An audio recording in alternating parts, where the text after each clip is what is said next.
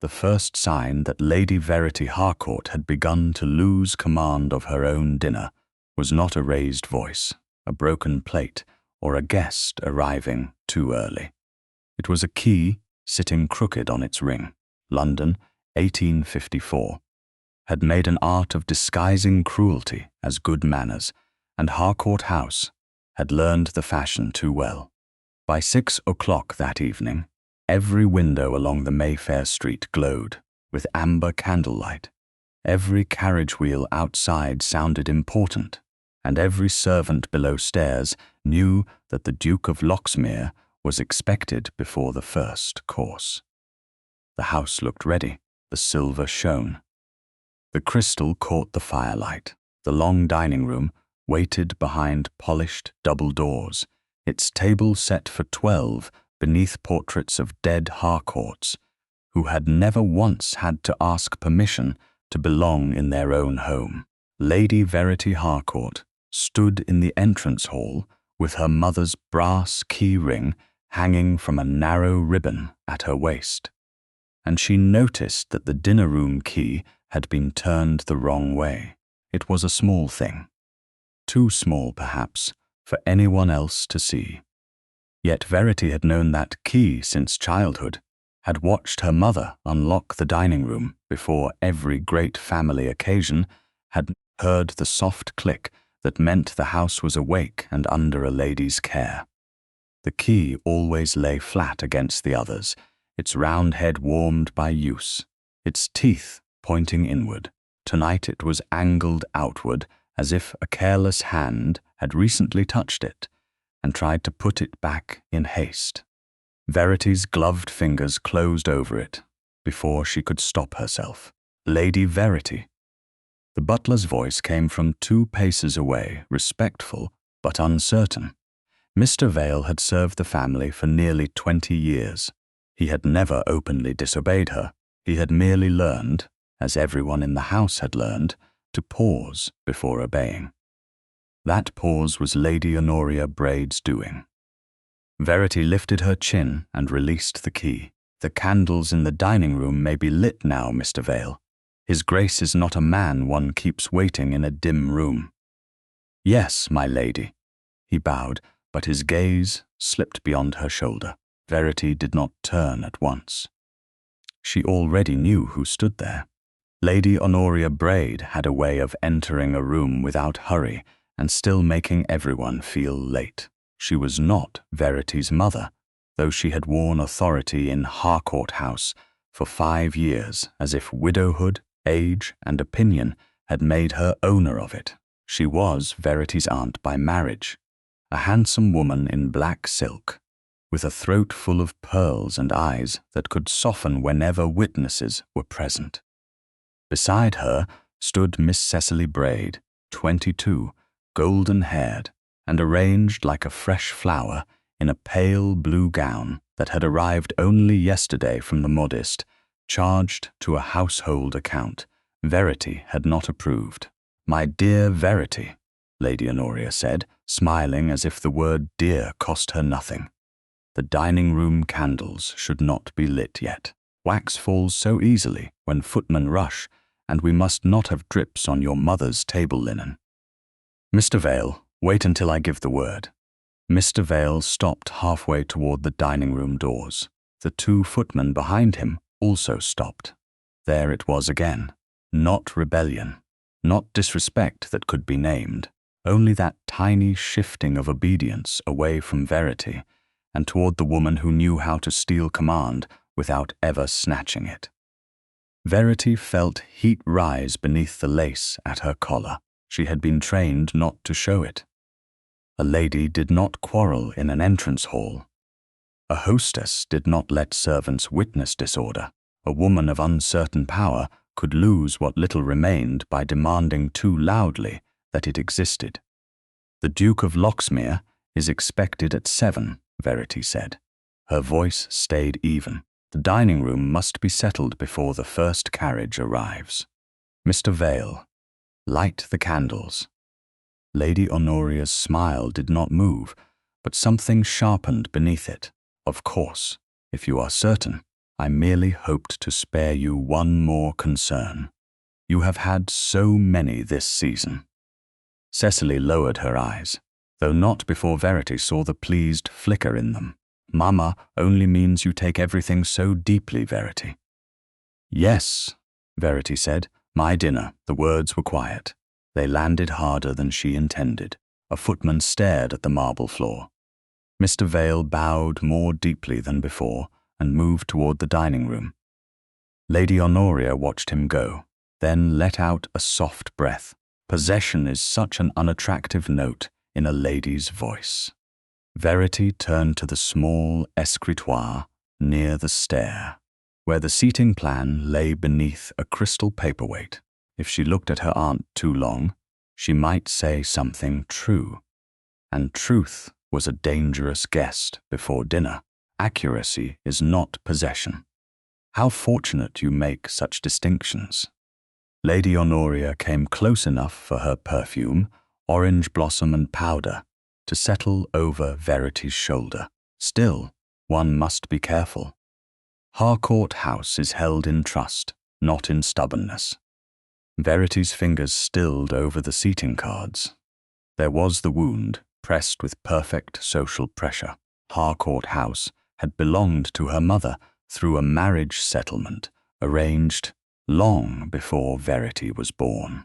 After Lady Harcourt's death, the house and a portion of income were held by trustees for Verity's residence and management, provided she proved competent in household affairs.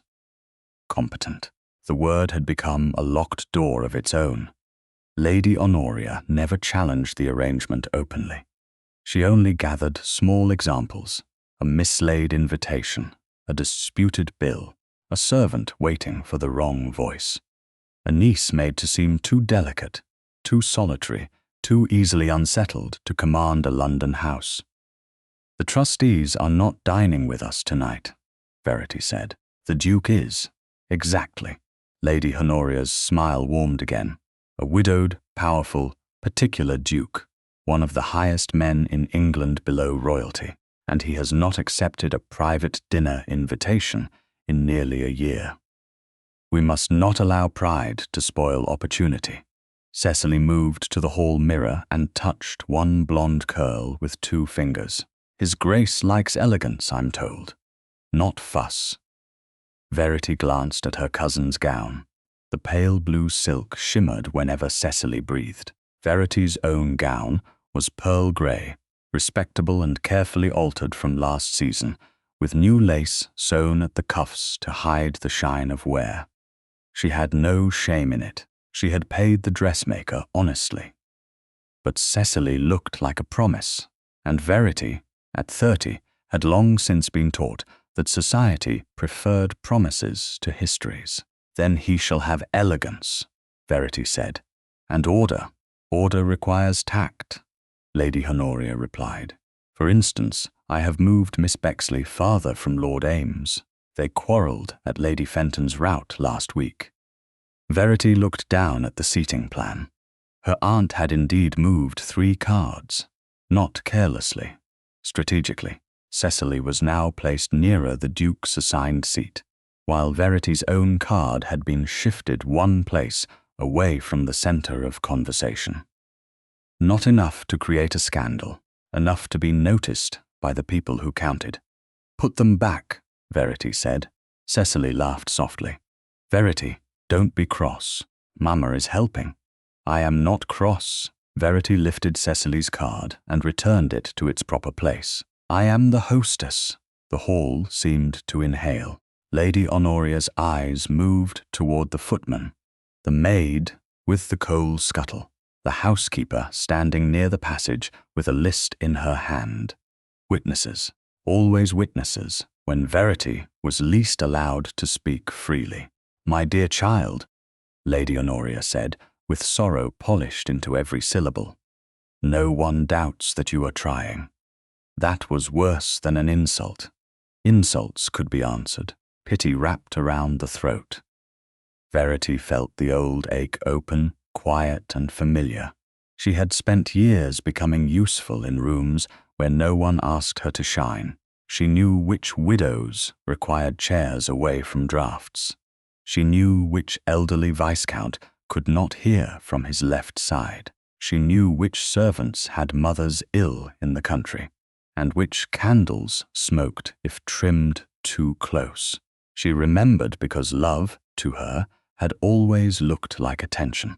Yet in Harcourt House, attention had become invisible labour. Cecily received compliments for beauty. Lady Honoria received credit for management. Verity received advice to rest.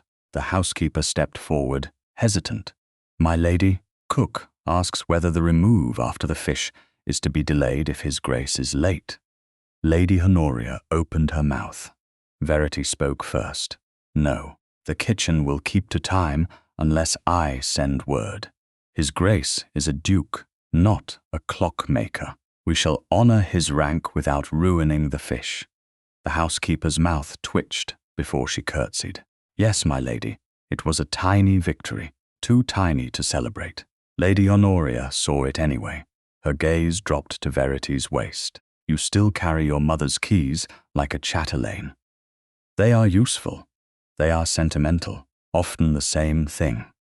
Cecily drifted closer. May I see them? They look so quaint.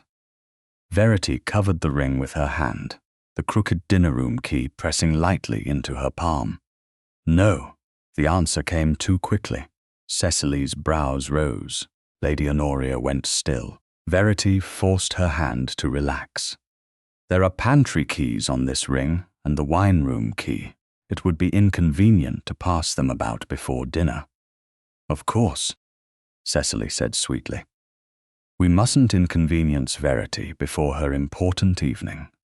Her important evening. The phrase should have been harmless. Instead, it made the whole house feel as if it were waiting to decide whether Verity deserved to stand at its centre or be moved politely aside. Somewhere beyond the dining-room doors, a footman struck a taper. Candlelight began to glow through the thin seam between polished wood and frame. Verity looked toward it and imagined the table waiting. Her mother had once told her that a dining room revealed the truth of a family, not in what it served, but in who was permitted to sit, who was expected to smile, and who was asked to disappear so others could be comfortable. Verity touched the brass key again. This is still my house, she told herself. Not because the law made it simple, not because Lady Honoria allowed it, because someone had to remember. A carriage rolled to a stop outside. Then another. Voices stirred beyond the front door, muffled by glass and evening fog. Mr. Vale returned from the dining room and crossed the hall with more speed than usual. His expression was composed, but a butler's composure could carry alarm as clearly as a scream. Lady Honoria straightened. Cecily turned toward the mirror one last time. Verity lifted her chin, smoothed one glove, and let her hand fall away from the keys. Mr. Vale reached the centre of the hall and bowed. My lady, he said, his voice carrying to every corner of Harcourt House. His Grace, the Duke of Loxmere, has arrived. The Duke of Loxmere entered Harcourt House as if every room had already been measured and found wanting. He was not loud. That was what made the change so immediate. No announcement from Mr. Vale, no creak of the front door, no sudden hush among the servants could have silenced the hall as completely as Adrian Wycliffe's stillness. He stood beneath the chandelier in a dark evening coat cut with severe precision, his gloves pale against the brim of his hat, his expression composed to the point of coldness. He was not a young man seeking admiration. He was a duke, accustomed to receiving it and weary of the price. Verity had heard of him, as everyone in London had heard of him. A widower before 40, a landowner whose word could raise or ruin 3 families by the end of a week. A man who had withdrawn from most private dinners after his wife's death, and whose acceptance of Lady Honoria's, Invitation had made half of Mayfair wonder what Harcourt House possessed that others did not. Now he was here, and for one suspended breath, no one moved toward him. Then Lady Honoria did. "Your Grace," she said, crossing the marble floor with practiced warmth. "Harcourt House is honoured." Cecily slipped forward beside her mother, blue silk catching the candlelight like water. She lowered into a curtsy that was graceful enough to have been rehearsed and innocent enough to pretend it had not. "Your Grace." Verity remained a step behind the writing table with the seating cards still beneath her hand. It was not hesitation. She told herself that at once. A hostess did not rush a duke like a girl chasing a ribbon in the wind. She waited until he had been properly received, then offered welcome with dignity. Yet Lady Honoria had positioned herself exactly where Verity should have stood. Cecily had taken the space beside her. Together, they made a picture for guests who might enter behind him: the established woman, the beautiful daughter, the inconvenient niece at the edge. The Duke's gaze moved from Lady Honoria to Cecily, then past them both.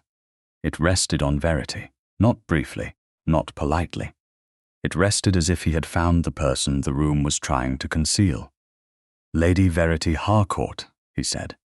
Her name in his voice was not softened by pity. It was exact. Verity curtsied. "Your Grace, you are very welcome. Am I?" The question was quiet, and because it was quiet, Lady Honoria laughed at once. "His Grace has a dry wit, Verity. You must not look so solemn." Verity had not known she looked solemn. She only knew that the Duke had glanced toward the seating plan, toward her hand upon it, toward the servants waiting, with eyes lowered and ears open. He had seen too much in 3 seconds. Perhaps dukes were trained that way.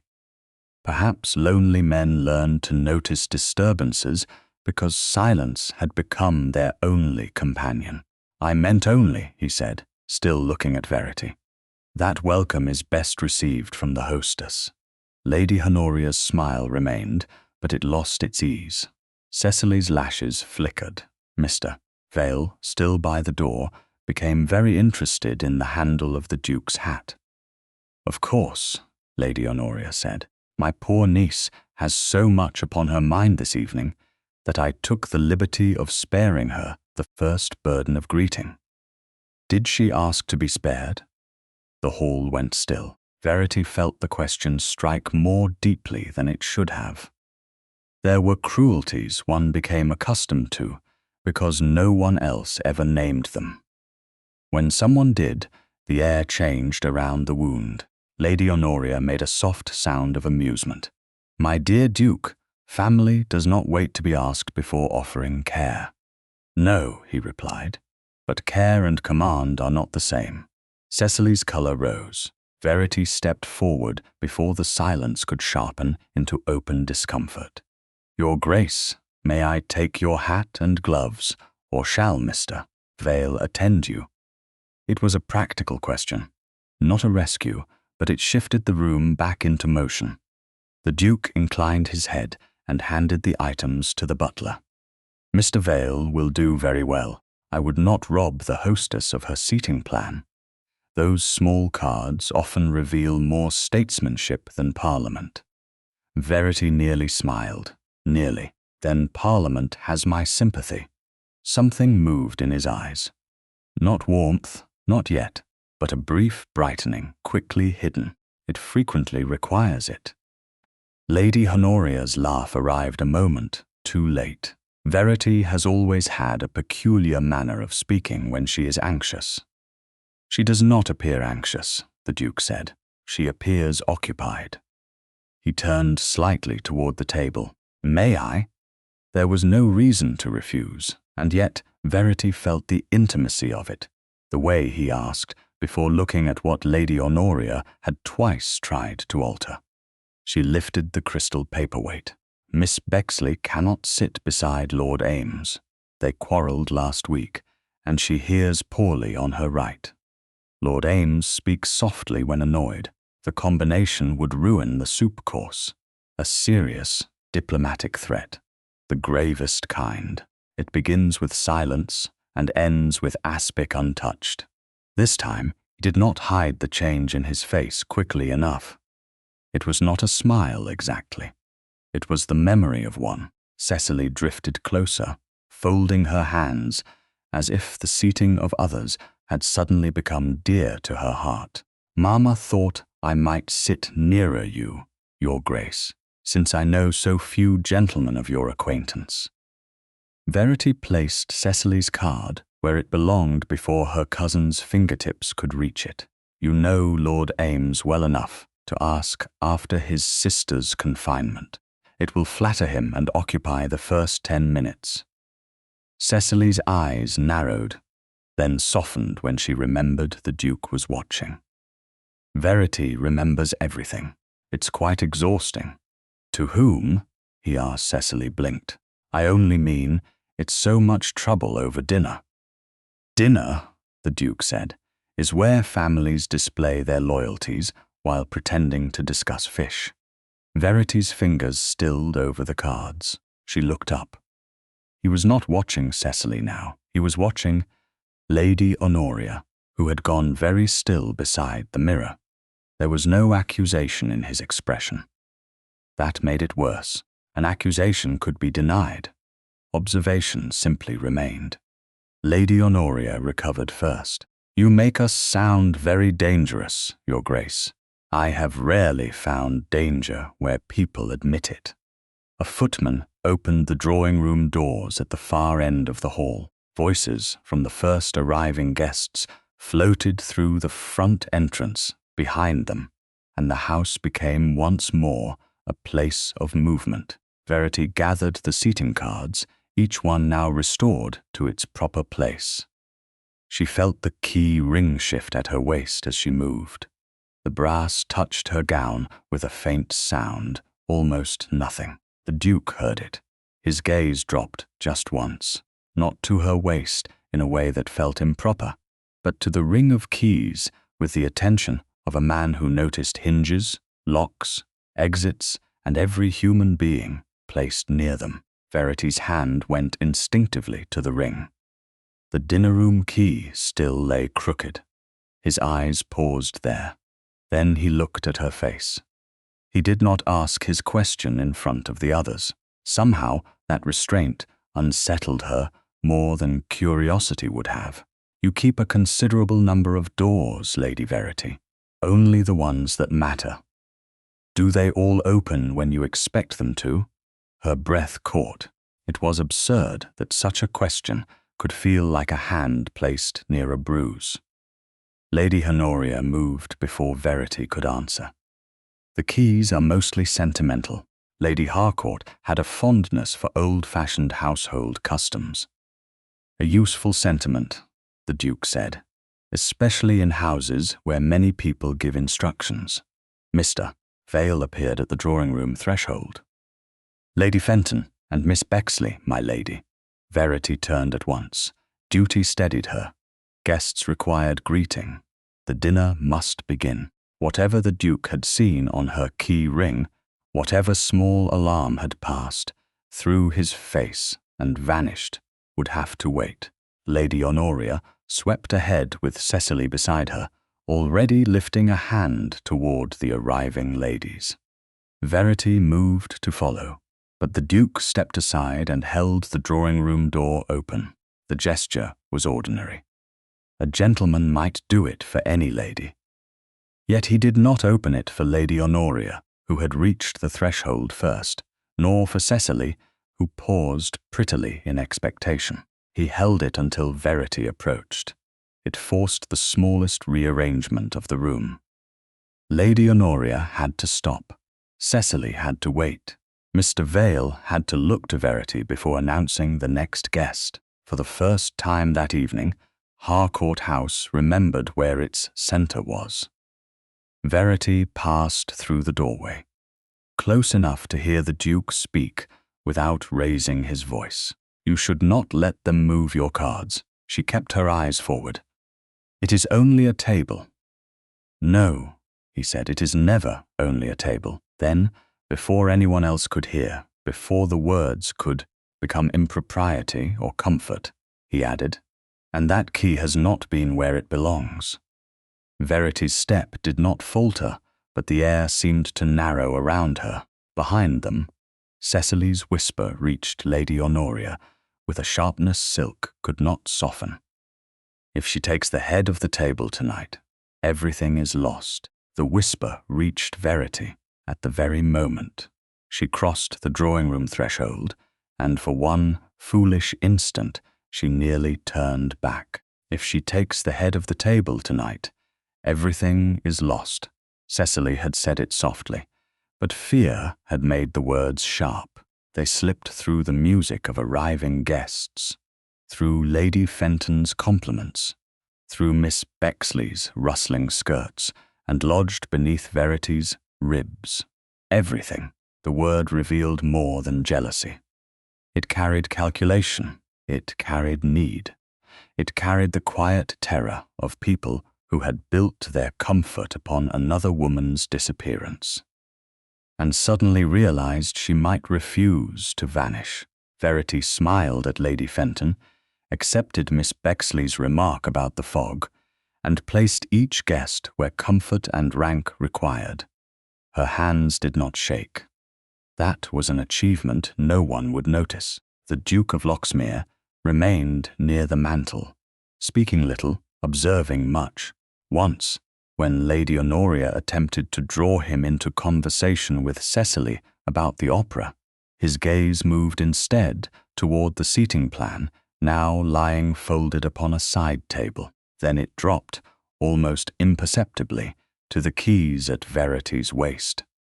The crooked brass key pressed against her gown like a question she could not answer in public. Dinner was announced at 7:15. Mr. Vale stood at the open dining-room doors, and the soft procession began.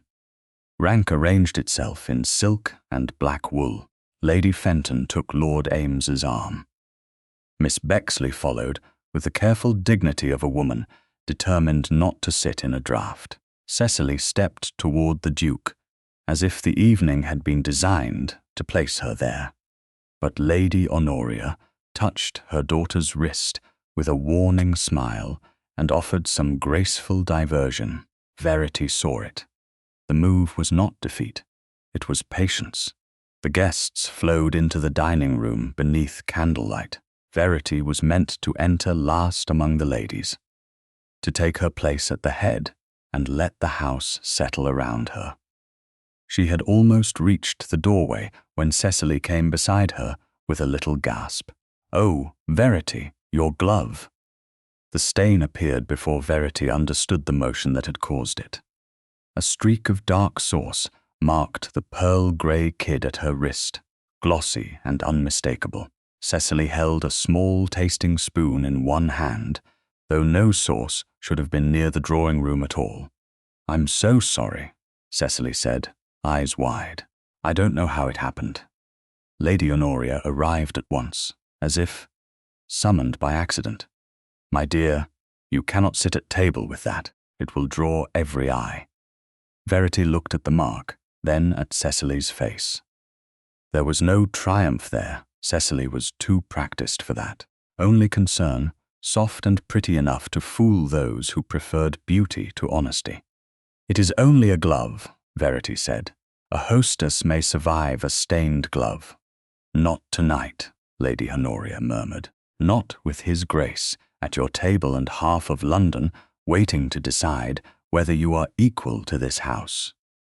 The sentence was low enough for Verity alone.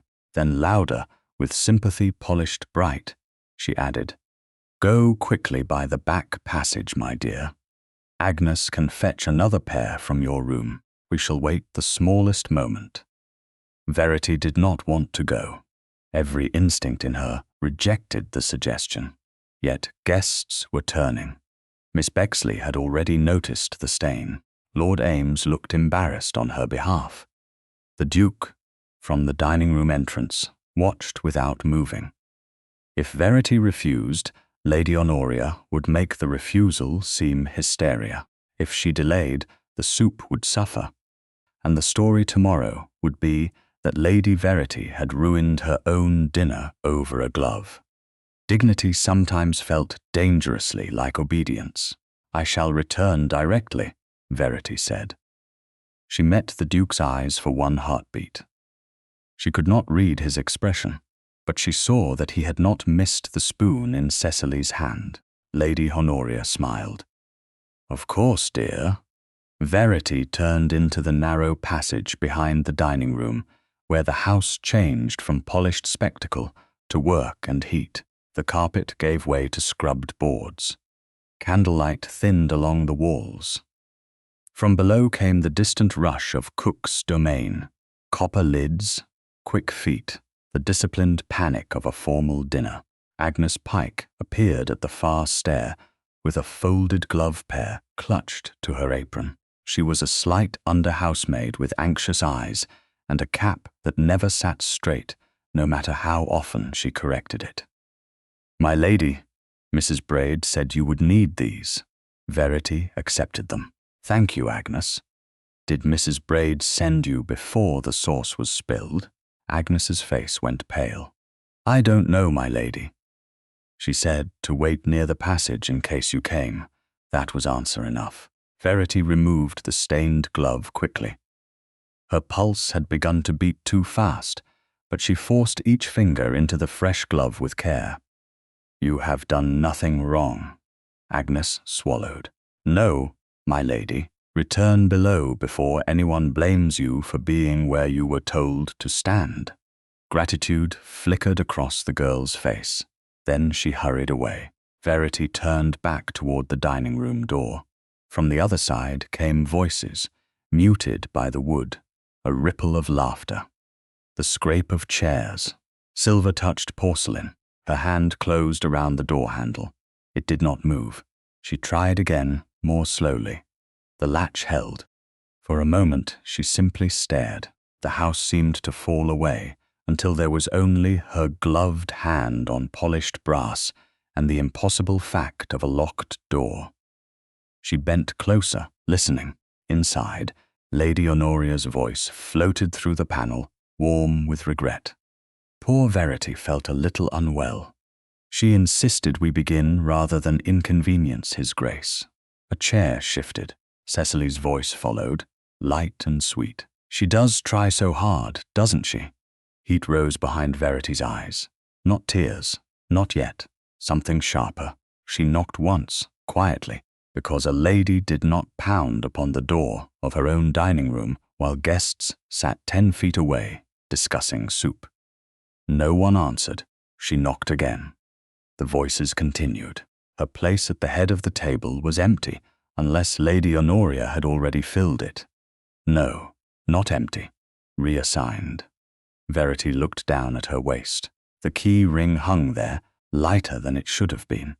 Her fingers moved over iron, pantry, linen press, wine room. The brass dinner room key was gone. The absence was colder than the passage. She understood then. Not the whole of it, but enough.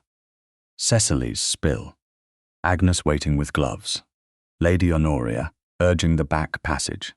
The crooked key earlier in the hall. The dining room had not locked itself. Inside, the Duke of Loxmere was seated among guests who were being told that Verity had chosen to withdraw. Perhaps he would believe it. Perhaps he would not. Either way, time was passing, and with each minute the lie grew roots. Verity drew a breath. She would find another entrance through the service corridor if she had to walk past every footman in London. She had just turned when a sound came from the other side of the door, not the general murmur of dinner. A chair pushed back. A silence followed, small at first, then spreading. The handle moved once from within. Locked.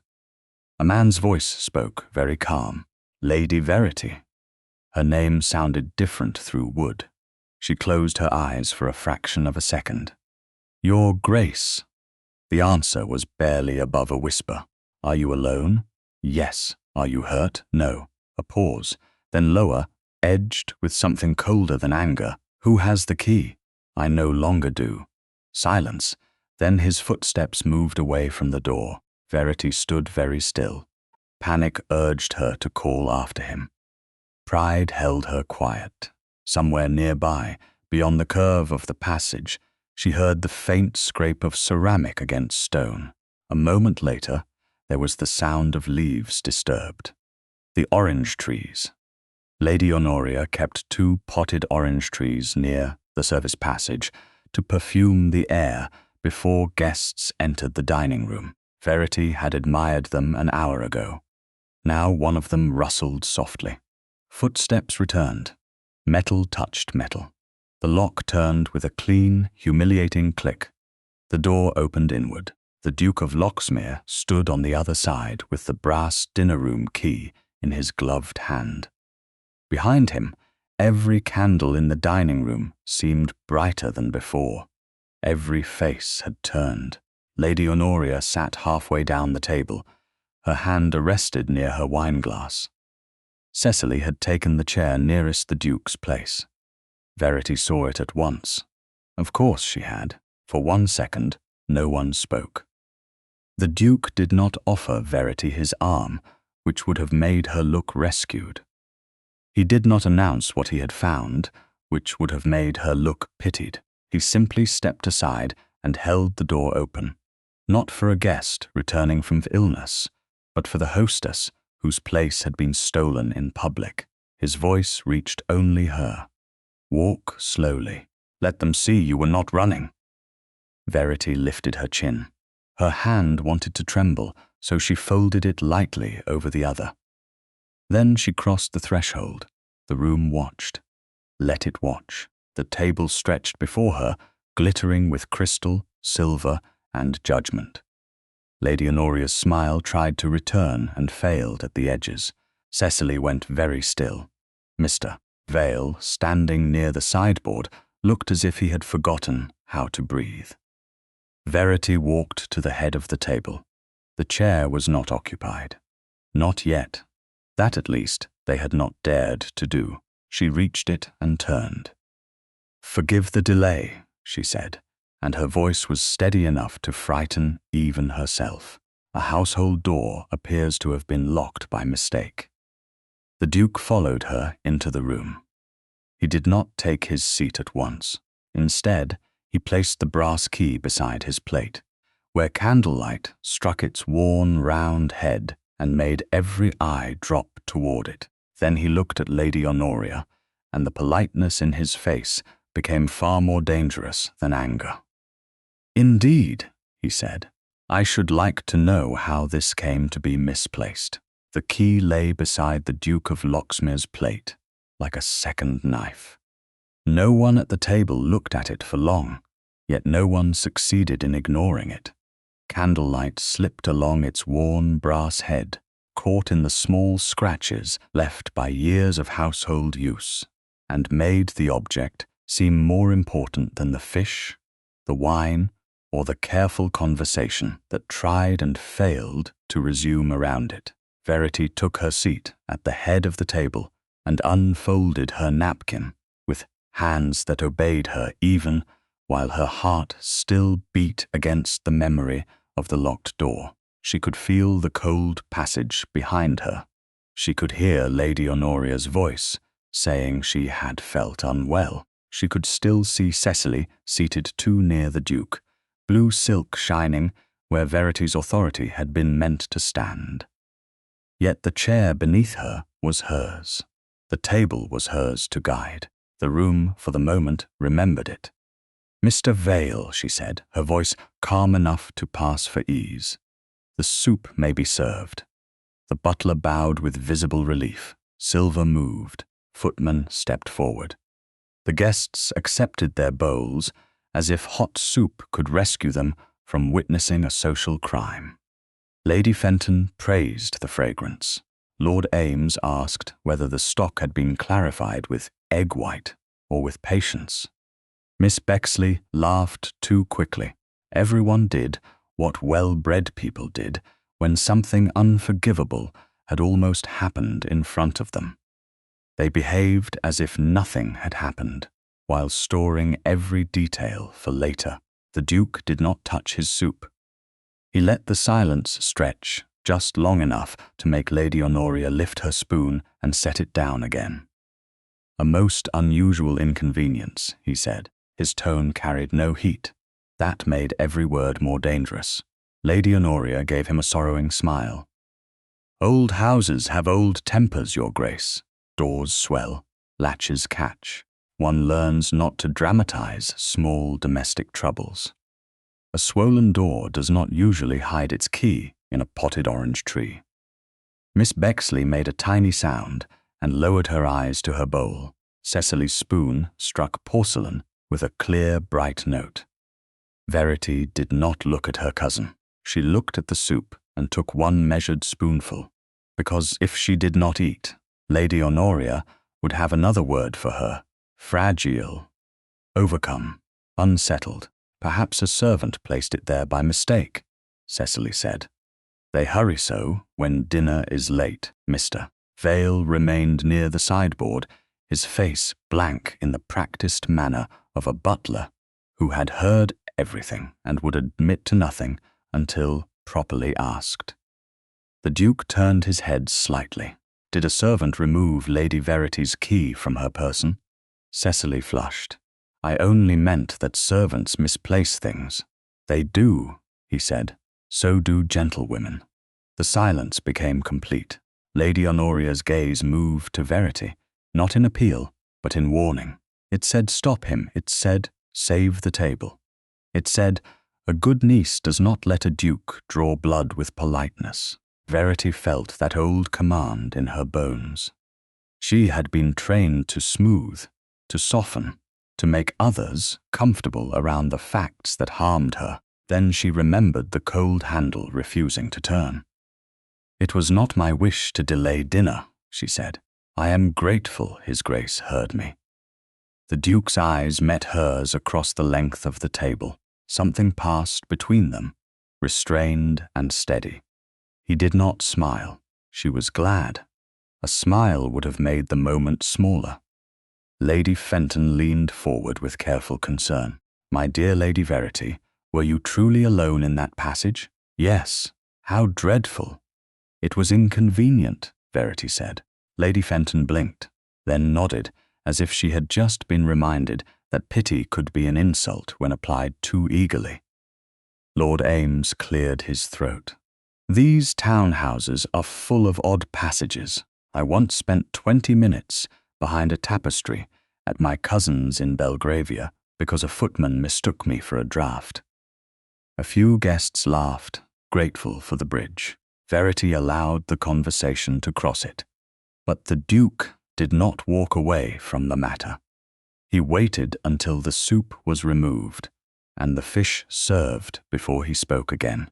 Lady Verity, who ordinarily keeps the dinner-room key. She felt Lady Honoria stiffen. "I do." "On the ring at your waist?" "Yes." "Was it there when I arrived?" That question struck with frightening precision. She could have lied to spare the room. She could have said she had not noticed. But he had noticed. He had seen the crooked key, the small disorder that had become a locked door. "Yes," she said, though it had been moved. Lady Honoria laughed softly. "Moved, Verity? How can a key move while on a ring?" "It cannot," the Duke said, before Verity could answer. "That is why the detail interests me." Cecily's face had gone too bright, as if she had lit herself from within and could not extinguish the flame. "This is beginning to sound like a trial over a dinner key." "No," the Duke replied. "A trial requires an accusation. I have asked only questions." "Questions can wound," Lady Honoria said, "only when they press against something tender." Verity lowered her gaze for a moment, not from fear, but to hide the sudden dangerous warmth beneath her ribs. She had spent years hearing Lady Honoria speak in velvet-covered blows. To hear the same method turned against her, cleanly and without cruelty, was disorienting. It was also a little terrifying, because gratitude was not safe. not toward a man with his rank, not toward a widowed duke whose interest could protect her tonight and ruin her tomorrow if gossip decided protection was intimacy. Dinner moved forward by force of etiquette. The fish gave way to the remove. Wine was poured. Lord Ames discussed a horse he had nearly purchased. Miss Bexley described a concert in Bath. Lady Fenton asked Cecily about her gown, and Cecily answered with sweetness sharpened at the edges. Verity guided each shift of conversation as if steering a carriage along a narrow road in fog. Whenever the table threatened to return to the locked door, she drew it gently aside. Whenever Lady Honoria tried to make her appear shaken, she answered with enough calm to make concern unnecessary. Yet under all of it, the key remained near the Duke's plate. He had not returned it. That fact mattered. It told the table that the incident was not finished merely because the hostess had resumed her chair by the time the ladies rose to withdraw. Verity felt as if she had crossed an entire county without leaving the room. She led the women to the drawing-room, accepted Lady Fenton's murmured sympathy, and watched Cecily settle herself near the pianoforte with a brightness that did not reach her hands. Lady Honoria came to stand at Verity's side. "You might have ended that unpleasantness sooner. I did not begin it." "No, my dear, you merely allowed it to grow teeth." Verity looked toward the dining-room doors, where the gentleman remained over port. Teeth are useful when one has been expected to smile through injury. Lady Honoria's eyes hardened. Then Lady Fenton called for tea, and the mask returned. Nearly 20 minutes later, the gentleman entered the drawing-room. The Duke did not come directly to Verity. He spoke first to Lady Fenton, then to Miss Bexley, then to Lord Ames, as if he understood that attention could stain a woman as easily as neglect could erase her. Only when the room had divided into small conversations did he approach the table where Verity stood beside the tea service. "Lady Verity, Your Grace." He held out the brass key upon his open palm. "I believe this belongs to you." She looked at it before taking it. The impulse to snatch it back was strong enough to shame her. Instead, she reached slowly. Her gloved fingers brushed the edge of his glove, a brief contact, no more intimate than the passing of a spoon. Still, the air changed. "Thank you," she said. "I should apologize for the disorder." "You should not." The answer came at once. One does not apologize for the door that was closed against her. The words were quiet. They reached only her, yet they struck so deeply that she had to look down at the key. Up close, she saw what she had not seen in the hall. A faint golden smear clung near the bow, and a thin trace of pale wax had gathered in one groove beside the teeth. The Duke saw her notice. "Orange oil," he said. "From the leaves, perhaps." Verity looked toward the drawing-room windows, though the passage and its potted trees lay far beyond them, and wax, from a candle room or from someone making an impression. The phrase was mild. The meaning was not. Her fingers closed over the key. "You think it was copied. I think it was handled by someone who wished to know it well." Verity's breath slowed. Fear came first, sharp and cold. Then something steadier followed. Proof. Not enough yet, but a shape in the fog. Across the room, Cecily laughed at something Lord Ames had said, too loudly and too late. Lady Honoria watched Verity over the rim of her teacup. The Duke stepped back before anyone could wonder at the length of their exchange. "Keep it close tonight," he said. "I intend to ask a few more questions before I leave." Verity fastened the key once more to her ring. This time it lay flat against the others, but it no longer felt like a comfort. It felt like evidence. "And if your questions offend my family?" He looked at Lady Honoria, then back at Verity. Then your family should have chosen a less interesting lie. By noon the next day, Mayfair had done what Mayfair always did with a closed door. It invented what had happened behind it.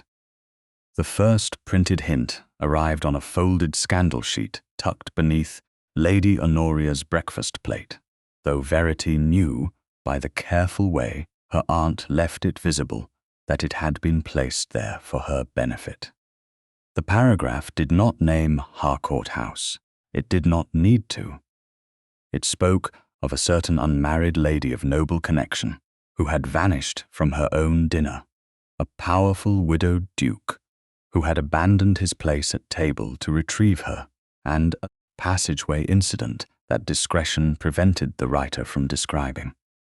Discretion, in London, was often another word for poison. Verity read the lines once. She did not read them twice.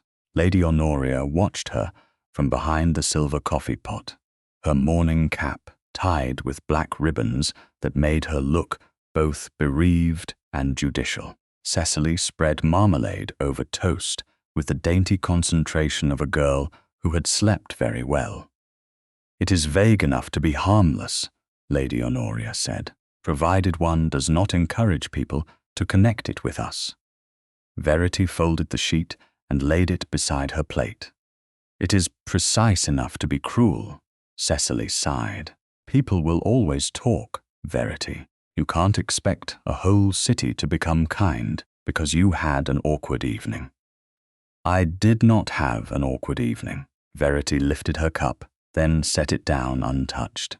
"I was locked outside a room." "Please," Lady Honoria said softly, glancing toward the breakfast room door as if servants might be stacked against it with ears pressed to the wood. "You must learn not to use such dramatic phrasing. The more firmly you say a thing, the more people will wonder why you need to insist upon it." It was beautifully done. The rebuke did not deny the injury. It punished Verity for naming it. Before Verity could answer, Mr. Vale appeared with the post salver. His gaze flicked once toward the scandal sheet, then away. "The morning cards, my lady." Lady Honoria extended her hand. "Give them to me, Vale. Lady Verity is not receiving." Verity looked up. "I beg your pardon. You must rest. If callers come, I shall say you are fatigued." "I am not fatigued. My dear, last night proved otherwise." Cecily lowered her lashes. "It would be wiser. If you receive anyone today, they will only come to stare." Mr. Vale stood motionless, the salver balanced in his gloved hand. Verity saw the household waiting again. Not openly, never openly. A house could hold its breath. "The cards, Mr. Vale," she said. He hesitated for less than a second, but Lady Honoria saw it and smiled. Then he crossed to Verity. On top of the small pile lay one card heavier than the rest, plain and severe. "Adrian Wickliffe, Duke of Loxmere."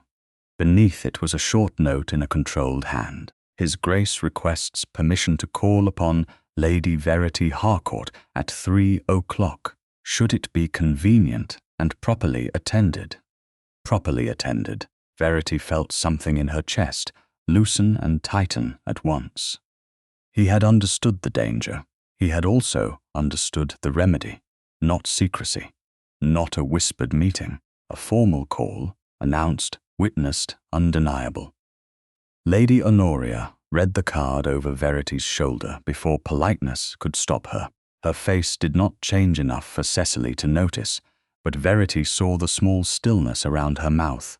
"Out of the question," Lady Honoria said. "It will confirm everything." "No," Verity replied. "It will correct something. Verity, don't be stubborn. I am receiving His Grace at 3. Cecily's knife paused over her toast.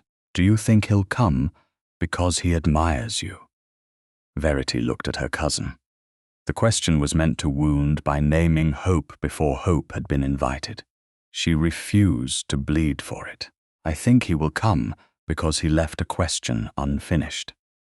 At 3 o'clock, the drawing room was arranged with a precision that felt almost martial. Lady Honoria occupied the chair nearest the fire, where she could see every expression. Cecily sat by the window, with embroidery she did not touch. Verity stood by the tea table, the brass key once more secured to her waist. Though she had placed it beneath the fall of her gown, rather than let it glitter like an accusation. When the Duke was announced, he entered without the faintest sign that London had spent the morning trying to turn him into a scandal. He bowed to Lady Honoria, acknowledged Cecily, and then turned to Verity with the exact respect of a gentleman calling upon the mistress of the house. Lady Verity, I am grateful you are receiving. Harcourt House is pleased to receive your grace. Lady Honoria gave a delicate laugh. How formal we are today. One would think last night had been a diplomatic incident. The Duke removed his gloves slowly. In my experience, domestic incidents are often more revealing. Cecily stabbed her needle through linen. Verity poured tea because it gave her hands a task. The Duke accepted his cup, but did not drink. I wish to inquire after your comfort, he said to Verity. You were left in a cold passage for several minutes. I am perfectly well. Of course she is, Lady Honoria said. The matter has been exaggerated by servants and printers. I am only sorry poor Agnes has been so careless. Verity's hand stopped above the sugar bowl. Across the room, Mr. Vale had opened the door to admit a small tray of seed cakes. Behind him stood Agnes Pike, pale and stiff in her plain cap, the tray trembling just enough to make the china whisper. Lady Honoria turned toward her with maternal sorrow. There, you see, the girl is frightened because she knows she made a mistake. No one wishes to be unkind, Agnes, but a misplaced key may do great harm in a house such as this. Agnes' eyes filled instantly. My lady, I didn't touch the key. Do not lie, Cecily said too quickly. Verity moved before calculation could stop her. She crossed the room and took the tray from Agnes's hands, setting it safely on the nearest table. Agnes has not been accused by me, she said. Lady Honoria's brows lifted. Verity, this is not the place to correct servants. No, it is not the place to sacrifice them either. Silence fell so neatly that even the clock seemed impertinent when it ticked. Agnes stared at Verity as if no gentlewoman had ever stood between her and blame. Perhaps none had. The Duke set down his cup. Miss Pike, he said, his voice calm. Did Lady Verity give you any instruction concerning the key last night? No, Your Grace. Did you see the key before I found it? Agnes looked from him to Verity, then to Lady Honoria, whose expression had become dangerously mild. Verity softened her voice. Speak only what you know. You will not be punished in this house for telling the truth. Agnes swallowed. I saw Miss Braid near the orange trees before dinner, my lady. I thought she was looking for a dropped ribbon. I don't know more than that. Cecily stood so quickly her embroidery slid to the carpet. How dare you, Mamma, she's making it up. Sit down, Cecily, the Duke said. He did not raise his voice. She sat. Lady Honoria's face had gone white beneath its powder, but her tone remained gentle. A frightened servant will say anything to please the person who protects her. Then it is fortunate, Verity said, that Agnes has said very little. The Duke looked at her then, and the room changed. It was not admiration alone. It was recognition. He had seen her humiliated. Now he had seen what humiliation had not destroyed. You defended her when it would have been easier to accept the explanation, he said. Servants do not exist to carry the sins of gentlewomen. Lady Honoria's hand tightened over her handkerchief. Such language is theatrical. Such conduct is not, the Duke replied. The call did not last long after that. Propriety demanded limits, and everyone in the room understood that the real conversation had occurred beneath the spoken one. When the Duke rose to leave, Lady Honoria offered the required civility, with a smile that had lost all warmth. Cecily did not look up. Verity walked him as far as the drawing-room door with Mr. Vale visible in the hall and Lady Honoria watching from her chair. It was all perfectly proper. It was also intimate in the only way allowed to them. "What would you have done if I had not heard you?" the Duke asked quietly. Verity looked toward the corridor where yesterday the door had refused her hand. The answer came before fear could edit it. Found another door. His gaze rested on her face for a moment, steady and unreadable. "Yes," he said, "I believe you would have." He bowed and left, but his card remained on the table after the door closed, severe and unmistakable among the others. Verity looked at it, then at Agnes standing in the hall, with eyes still damp but shoulders straighter than before. Behind her, Lady Honoria spoke in a voice soft enough to sound like grief. "A woman may be pitied in a house and still never rule it." Verity placed the Duke's card atop the scandal sheet and turned to meet her aunt's gaze. "Then it is time I became less pitiable." The next morning, Lady Honoria did not raise her voice. She did something far worse. She invited Mr. Peverell to breakfast. He arrived at Harcourt House shortly after 10, a narrow gentleman in a brown coat with a leather portfolio tucked beneath one arm and a smile that apologized before it accused. Verity knew him at once, though she had never trusted him. Mr. Peverell had once been a junior clerk attached to the late Lord Harcourt's affairs, the sort of man who remembered every signature but forgot every kindness. He bowed to Lady Honoria with the relief of a man greeting his true employer, then turned to Verity as if she were a necessary complication. "Lady Verity," he said, "I hope you will forgive this intrusion." Mrs. Braid felt a brief review of household practice might ease any misunderstanding after the recent inconvenience. The recent inconvenience sat between them like a locked door. Verity had not slept well, but fatigue had clarified rather than weakened her. She had risen before the maids brought hot water, checked the key ring twice, and found the brass key lying flat and honest against the others. That should have comforted her. It did not. "A review," she said, standing near the breakfast-room window with the Duke's calling card still in her writing case upstairs. "Of what precisely?" Lady Honoria lifted her coffee cup. "Accounts, staff instructions, small domestic systems. Nothing alarming. You must not look as if the man has come to seize the spoons." Cecily laughed from her chair by the fire. "Verity does look as though spoons have rights." "Everything in a house has a place," Verity said. "A person who does not respect small places cannot be trusted with large ones." Mr. Peverell's smile thinned. "A charming sentiment, my lady, yet the trustees responsible for Lady Harcourt's settlement have an interest in ensuring that household expenditure remains prudent." There it was.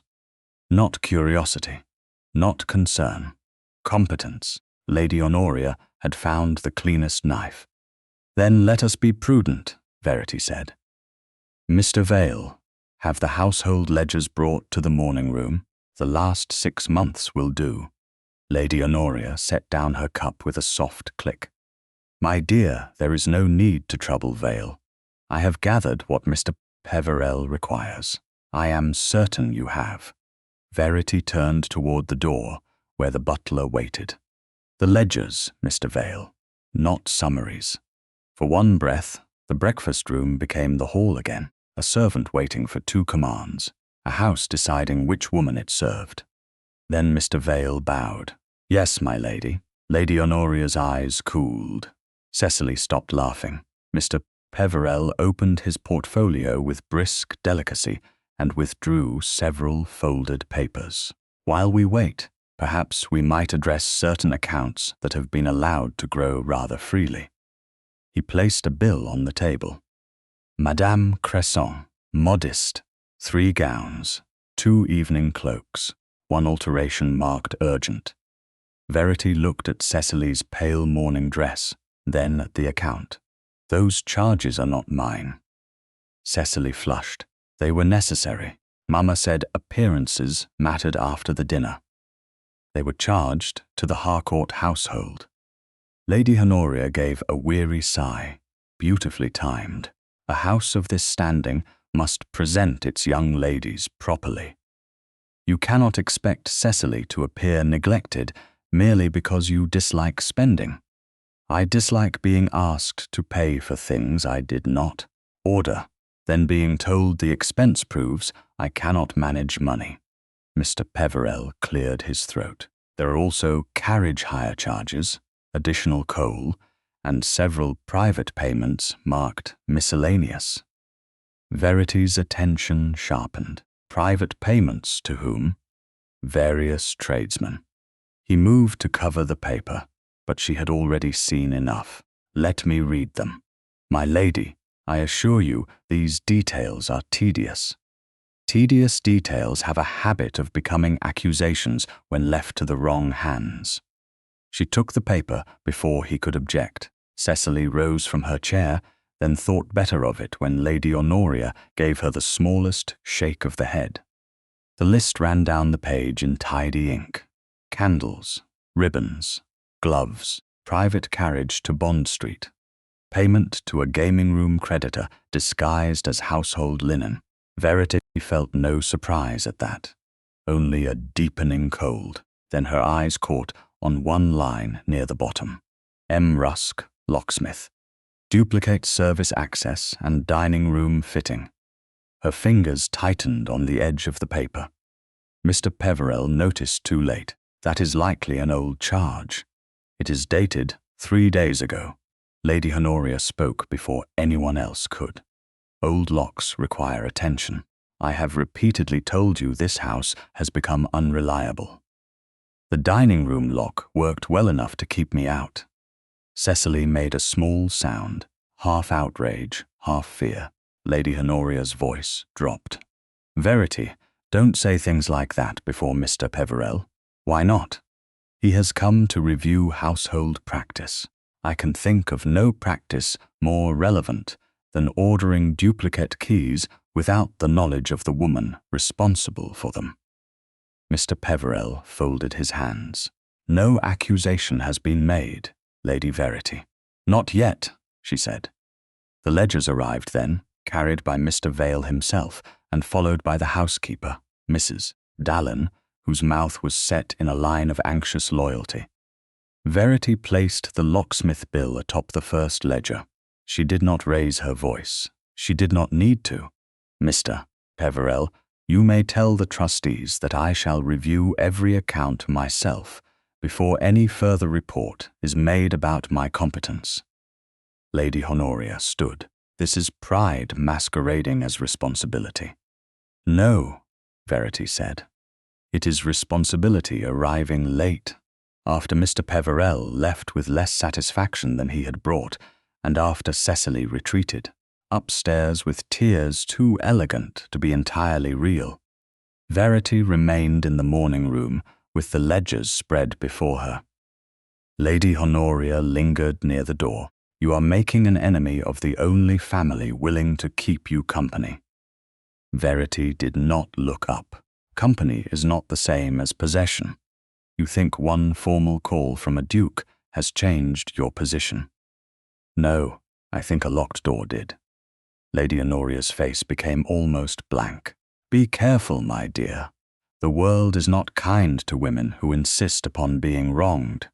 She left, and for several minutes the only sound was the slow turn of pages. Mrs. Dallin stood nearby, waiting to be dismissed. Verity almost sent her away, then stopped. My father's desk in the small study. Is it still locked? Yes, my lady. Mrs. Braid has said it contains only old papers. Bring me the study key. Mrs. Dallin hesitated. Mrs. Braid keeps that ring. Verity touched the keys at her waist. Not all of it. 15 minutes. Later, in the small study that smelled of leather, dust, and memory, Verity knelt before the lower drawer of her father's old desk and slid in the narrow key her mother had once called the ugly one. The lock resisted, then yielded. Inside were bundles of estate correspondence, a cracked seal box, and a packet tied in faded green ribbon. Lady Harcourt's hand appeared on the top page, slanted and firm. For my daughter, when the house becomes too loud with other voices. Verity sat back on her heels. The room blurred, and this time she allowed it for one breath. Only one. Then she untied the ribbon. The settlement copy was not long, but every line felt like a hand reaching across years. Harcourt House was to be maintained for Lady Verity's residence and domestic management. The trustees were to protect the assigned income from interference by collateral relations. Any review of competence must be supported by clear evidence, not household preference or family convenience. Verity read that sentence twice, not because it was complicated, because her mother had known. Perhaps not Lady Honoria by name, not Cecily with her blue silk and quick lies, but the larger danger. A woman with no husband could be surrounded by relatives who called control protection. A daughter could be loved so carefully that the love had to be written into law before death made silence permanent. Beneath the settlement lay a small note in her mother's hand. A house is not kept by keys alone, my dearest Verity. It is kept by the courage to decide who may enter. Verity pressed the paper flat with both hands. The ache in her chest changed shape. It was no longer only grief. It was instruction. From the hall came the faint sound of Cecily's voice, quick and low, speaking to someone near the stair. Verity rose and moved to the study door. Through the narrow opening, she saw her cousin handing a folded note to a footman. Cecily's hand bore a small oval seal ring, pressed carelessly into dark wax. The shape was familiar enough to catch the eye, though Verity could not yet name why. The footman disappeared toward the servants' entrance. Cecily turned, saw Verity, and smiled too brightly, still searching old papers. Finding them, Verity said. Cecily's smile wavered. Verity returned to the desk, gathered the settlement, the ledger copy, and the locksmith charge into one neat stack. The name at the bottom of the bill seemed darker now than it had an hour before. M. Rusk. Locksmith. Duplicate key. She did not yet know who had ordered it, who had paid him, or whether the Duke's suspicion about wax would prove true.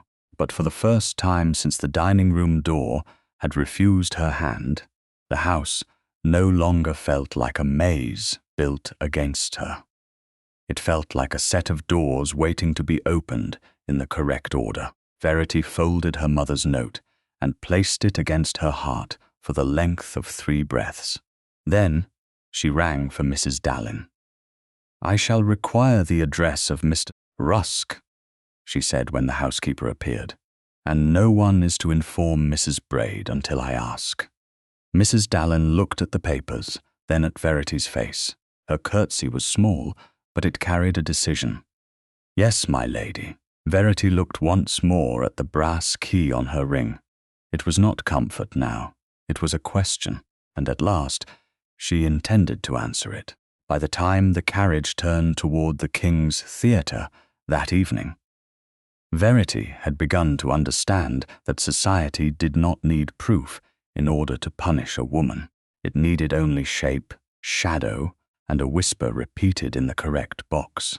The invitation had come from the Duke of Loxmere that afternoon, formal, properly worded, and impossible for Lady Honoria to forbid without seeming to acknowledge fear. Verity was to attend the opera in a small party that included Lady Fenton, Miss Bexley, and Lord Ames's widowed sister, Mrs. Grantham, whose age and unimpeachable boredom made her a chaperone no gossip writer could easily dismiss. Lady Honoria had accepted the arrangement with a smile so gentle that Verity had known at once she would not leave the field uncontested. Now, as the carriage halted beneath the glow of lamps and the theatre entrance unfurled before them in silk, satin, polished boots, and lifted opera glasses, Verity felt the brass key beneath the fold of her evening cloak and the folded locksmith charge tucked inside her reticule. She had not yet gone to Mr. Rusk. There had not been time, but the name had become a point of pressure in her mind, and every glance from her aunt seemed to press upon it. "You are very quiet, my dear," Lady Fenton said, adjusting her shawl as the footman opened the carriage door. "Is the crowd too much?" "No," Verity answered. "I am learning that quietness is often mistaken for surrender." Lady Fenton looked at her with startled approval. "Then do not surrender too politely." Verity almost smiled. They entered under a wash of candlelight and music from the orchestra below, the air thick with perfume, wax, damp wool, and expectation. London had come to see the opera, certainly, but London had also come to see one another seeing it. Verity felt heads turn as she passed. Not all at once. That would have been kinder. One gaze touched, withdrew, returned with a friend. One fan lifted, one mouth curved over a hidden sentence. A lady whose name Verity could not recall glanced at the passage behind her and said something that made her companion laugh into her glove. Verity kept walking. She had been outside a door once. She would not be held outside a room made of eyes. The Duke stood at the entrance to Lady Fenton's box when they arrived, dressed in black, with a white waistcoat so severe it made every brighter gentleman nearby seem overdressed. He bowed first to Lady Fenton, then to Mrs. Grantham, then to Verity with the same exact respect he had given her in her own drawing-room. "Lady Verity," he said, "Your Grace, I hope the theatre has not made itself tiresome before the curtain. The theatre is innocent so far. London rarely is." The exchange was brief. It had to be. Every box around them was hungry. Yet the steadiness in his voice gave her a moment of shelter, and she hated that she needed it. She hated more that she felt it as she took her seat. She saw Lady Honoria and Cecily entering the neighbouring box with Lady Marwood, a woman famous for knowing every scandal before those involved had finished committing it. Cecily wore pale rose tonight, a softer colour than the blue of the dinner, but the sweetness of it did not soften her eyes. She looked at Verity, then at the Duke, then smiled as if she had arranged the sight to her satisfaction. During the overture, nothing happened. That was how traps worked in society. They waited until one relaxed enough to believe in the flaw. The first act began. Verity tried to attend to the stage, to the soprano's voice, rising clear above painted columns and false moonlight, but the words blurred beneath the awareness of the neighbouring box. At the interval, Lady Honoria leaned across the small divide with graceful intimacy. "Lady Fenton, how kind of you to bring dear Verity out so soon. Some young women would hide for a week after such a confused little episode." Lady Fenton's fan paused.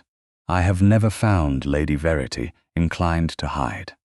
Cecily gave a light laugh. "No, indeed. Verity has a talent for being discovered in unexpected places." The sentence travelled. Verity felt it move from the neighbouring box to the one behind them, then outward like ink dropped into water. Lady Marwood's head tilted. Somewhere below, a gentleman glanced up. The Duke's face did not change, but his hand closed over the rail of the box. "Miss Braid," he said, "unexpected places are usually created by people who arrange expected ones badly. Cecily's smile flickered. "I'm sure I don't know what your grace means." "That is often the wisest defense." Lady Honoria's eyes warmed with warning. "Your grace, you must not tease Cecily. She is sensitive." "Then she should not practice cruelty. It sharpens the room." It was a clean intervention, and it stopped Cecily's mouth. It did not stop the whispers. In some ways, it fed them. A duke defending a lady could be gallantry. A duke defending her too sharply became a story. Verity felt the shape of it forming. Passage, key, duke, defense. She looked toward Adrian, willing him to say the rest, to name the locked door, the hidden key, the orange tree, the wax. He did not. He turned back toward the stage as if the matter were closed. Perhaps he thought silence protected her. Perhaps he was right. The possibility hurt more than accusation would have. The interval ended, but Cecily's composure did not last. As she sat, a small folded tissue slipped from her reticule and fell between the boxes, catching briefly on the carved edge before dropping into the narrow service space below. Verity saw only a flash of white and a dark stain of wax within it. Her breath stopped. Cecily saw that Verity had seen. For one bright instant, cousin and cousin looked at one another across the glittering divide. And all sweetness vanished. Then the music rose, and Cecily looked away. Verity could not leave the box in the middle of the act without creating the very spectacle everyone wanted. She sat with her hands folded, every note from the stage striking against the thought of that tissue. Wax, dark wax. A possible impression, a possible answer. At the end of the act, the audience rose in a rustle of approval. Before Verity could speak, a young maid in plain theatre service dress appeared near the back of Lady Fenton's box, carrying a misplaced programme. She kept her head low, but Verity recognized the anxious tilt of the cap even before the girl lifted her eyes. Agnes Pike. For 1 second, Verity wondered if exhaustion had conjured her. Then Agnes curtsied so deeply she nearly vanished. "Begging your pardon, my lady, Mrs. Dallin sent me with your spare gloves in case they were wanted. It was a fiction, a poor one, a brave one." Verity stepped back from the others and accepted the folded parcel Agnes held out. Inside, beneath the gloves, lay the tissue. Verity's fingers closed around it. "Thank you, Agnes." The girl's voice trembled. "It fell where I was passing, my lady.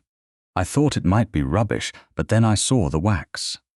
Verity did not open it there. She could feel the shape within, hard and shallow, like an impression, pressed and hidden in haste. She looked at Agnes, remembering the drawing room, the tray trembling in the girl Hull's hands, the accusation almost placed upon her like a stain. Kindness had returned, not as gratitude alone, but as evidence. "You did right," Verity said quietly. "Go now before someone asks why." Agnes fled. Verity turned and found the Duke watching her. He had seen enough to know something had changed. "Lady Verity," he said, under the cover of applause, "what did she give you? Something that may explain your wax." His gaze sharpened. "Then keep it hidden." The instruction was sensible. It was also unbearable. "Is that your answer to everything, Your Grace?" His expression stilled. "Tonight, yes. Because you mean to protect me. Because if this becomes a spectacle here, every whisper will feed upon you before truth can stand upright. And while we wait for truth to stand, I am to sit quietly while Cecily teaches London to laugh at closed doors." The pain in her own voice startled her. She lowered it at once. "Do you protect my name, Your Grace, or your own?" The question struck him. She saw it in the brief change around his mouth, the first visible wound she had given him. He did not answer quickly. That made it worse. Across the theatre, Lady Marwood was already speaking behind her fan. Cecily watched from the next box with a satisfaction too delicate to be called triumph. The Duke inclined his head, not in dismissal, but in restraint. "I will deserve that question if I answer it poorly," he said, "and I will answer it when I can do so without making you the evening's entertainment." The curtain rose for the final act. Verity sat again, the tissue hidden beneath her glove, the music swelling before her, the theatre glittering as if nothing had been broken. But something had, not trust entirely. Not yet, only the simple belief that being protected would feel different from being hidden. By the time the carriage returned to Mayfair, the rumour had already outrun the horses. Lady Verity Harcourt, it was said, had met the Duke of Loxmere in a passage once, and perhaps wished to be found there again. In her reticule, folded beneath clean gloves, lay the wax impression that might prove otherwise. In her heart, quieter and more dangerous, lay the question he had not answered. The anonymous letter reached Loxmere House before breakfast, folded without a seal, and carried in on a silver salver by a footman who had no idea he was delivering a blade. Adrian Wycliffe read it once, beside the study window, while the morning fog pressed against the glass, and the first bells of London sounded faintly beyond the square. Ask Lady Verity why she needed a duplicate key. The words were written in a slanted hand, careful enough to hide its owner and spiteful enough to reveal its purpose. He held the paper by one corner and thought of the opera box, Cecily Braid's sweet voice sharpening the word passageway until it became a weapon. Verity's face, when she asked whether he protected her name or his own, and the small parcel Agnes Pike had slipped into her hands beneath the shelter of applause. He did not believe the letter. That was the simple part. Lady Verity had not looked like a woman arranging discovery. She had looked like a woman measuring how long she could remain upright, while the room tried to turn her injury into entertainment. Yet disbelief was not proof, and London loved nothing better than a woman made suspicious by the very evidence that should have saved her. If the wax impression was found with her, if the locksmith was persuaded to remember the wrong face, if Honoria Braid had already begun laying a path toward trustees and incompetence, Verity could be ruined by truth before truth had time to defend itself. Adrian set the letter down, then placed a paperweight over it with more force than necessary. His secretary, Mr. Halvan, looked up from the desk. "Shall I send to Bow Street, Your Grace?" "No," the answer came sharply. Too sharply. Adrian softened his tone. "This is not a matter for runners or public spectacle. It is a household attack dressed as gossip. We will not give it a stage. Then what shall I do? Find the shop of M. Rusk, locksmith, quietly. No livery, no name if it can be avoided, Mr." Halvan bowed and withdrew. Adrian remained at the window, hands behind his back, and saw in the dim reflection a man other people called controlled. He had been praised for it, feared for it, widowed by it, perhaps in ways he did not allow himself to examine. Control had taught him to slow scandal, gather facts, and deny society the pleasure of seeing panic. It had also taught him to mistake silence for safety. By noon, he was in the drawing-room at Harcourt House, under the watchful gaze of Lady Honoria Braid, who wore soft lavender and an expression of wounded patience. Cecily sat by the pianoforte, turning pages of music she was not reading. Verity stood near the tea-table in pearl grey again, though today the gown seemed less like modest economy and more like armour chosen by a woman who refused decoration as distraction. The brass key lay hidden at her waist. Adrian knew it was there because she did not touch it once. "Your Grace," Lady Honoria said, How generous of you to call after such a tiring evening." Verity was quite overcome when she returned. "Was she?" Adrian asked. Verity's eyes met his. "No." Cecily laughed softly. "Verity doesn't always know when she is tired. I find women are often informed of their exhaustion by those who have caused it," he said. The music pages stopped turning. Lady Honoria's smile thinned, then recovered. "You are severe today. I have had correspondence." The room shifted around those 4 words. Verity did not move, but her attention sharpened. Lady Honoria folded her hands. How pleasant, or perhaps not. Adrian drew the anonymous letter from his coat and placed it on the tea table without releasing it fully. Someone has decided to suggest that Lady Verity sought a duplicate key for reasons of her own. Cecily's face changed by a fraction. Not enough for accusation. Enough for Adrian. Verity looked at the letter, then at him. "You came to ask me that. I came to warn you that the lie has moved faster than we have." The phrase was true. It was also poorly chosen. He knew it the moment her expression closed. "We?" she asked. "I had not realized I was moving with anyone." Lady Honoria leaned forward with a little sigh. "My dear, His Grace is being kind.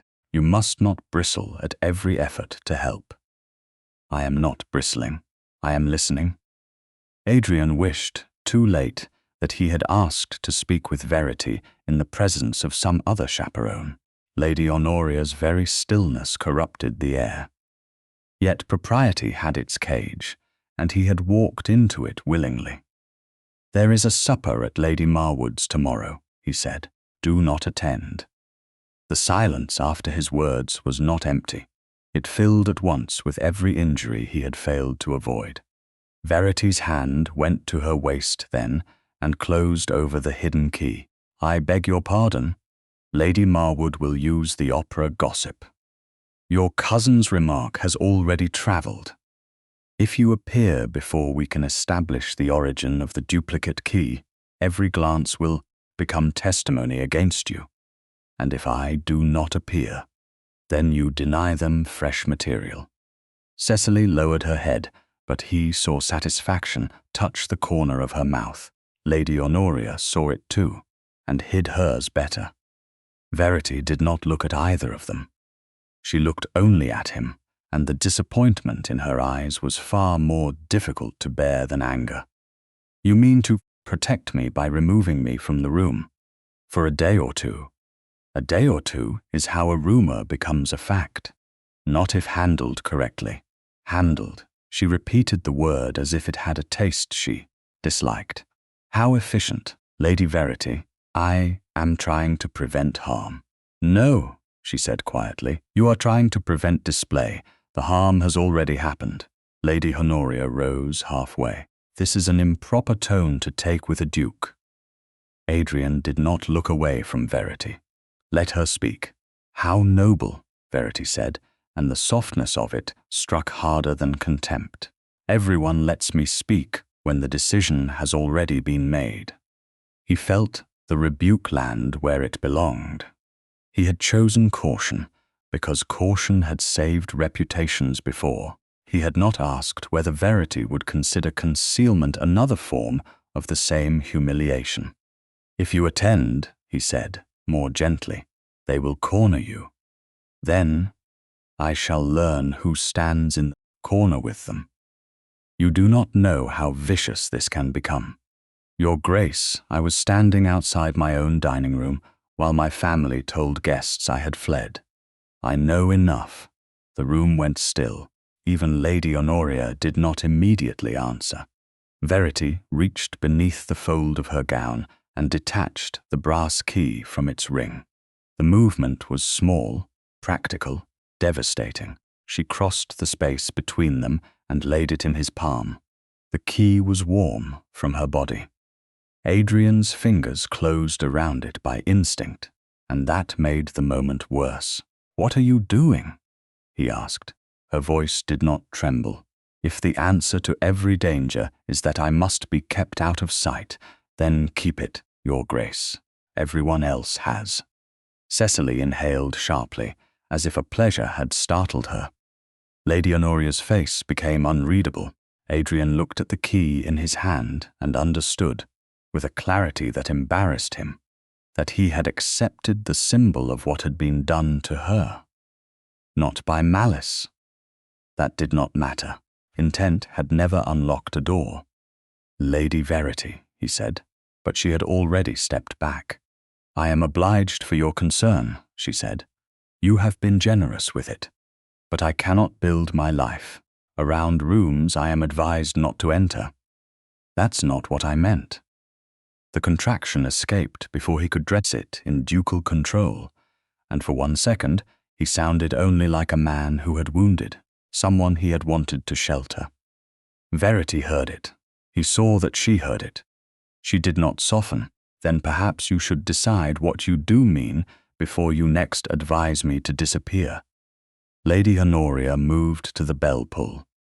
"I think this call has tired everyone." "No doubt," Adrian said. He slipped the key into his coat, though the weight of it felt less like possession than indictment. He bowed to Lady Honoria, then to Cecily, and finally to Verity. "I will not repeat the error." Verity's face remained composed. "Which error, Your Grace?" He deserved the question. He answered it, "Mistaking your absence for your safety." For the first time since he entered, something in her expression shifted. Not forgiveness, not trust. A pause before the door closed completely. He left Harcourt House with the anonymous letter in one pocket and her key in the other. Behind him, the house stood polished, correct, and full of listening walls. Before the carriage had turned the corner, he knew 2 things. He would find M. Rusk before nightfall, and if Verity Harcourt chose to walk into Lady Marwood's supper with every whisper in London waiting for her, he had better learn how to stand beside her without blocking the door. Verity did not attend Lady Marwood's supper. She did something far more dangerous. She left Harcourt House at 10 the next morning in a plain bonnet, a dark walking dress, and a carriage ordered under her own name, with Agnes Pike seated opposite her and Mrs. Dallin's written direction folded inside her glove. Lady Honoria was still upstairs, receiving chocolate in bed, and no doubt composing the version of events in which Verity's absence proved exhaustion, guilt, or both. Cecily had not yet come down. Mr. Vale had hesitated. When Verity gave the order for the carriage, and not because he opposed her, but because the house itself seemed unaccustomed to hearing her move before anyone had granted permission. "If Mrs. Braid asks," Verity had told him, "you may say I had a household errand." "Yes, my lady." "And if she asks what sort of errand," he had looked at her then, and something like respect had warmed his formal face. "I shall say it concerns a door." Now the carriage rolled away from Mayfair's polished squares toward a narrower street where shop signs swung over the pavement, and the morning smelled of coal smoke, damp wool, horse leather, and bread from a baker 2 doors down. Agnes sat rigid, hands folded so tightly, her knuckles blanched. "My lady, I don't wish to get you into trouble." "You are not getting me into trouble, Agnes. Someone else has done that quite thoroughly." The girl bit her lip, then glanced at the reticule in Verity's lap. "The wax is in there?" "Yes." Along with the locksmith charge, the folded copy of the relevant settlement clause, and the theatre tissue Agnes had risked enough to return, Verity had considered sending for the Duke of Loxmere. The temptation had been stronger than pride cared to admit. He had the key. He had the authority. He had the kind of voice tradesmen answered carefully, and society feared contradicting. But the memory of placing the brass key in his palm still burned. If she allowed every next door to be opened by him, Lady Honoria would be proved right in the only way that mattered. Verity would remain a woman whose safety depended upon who stood near her.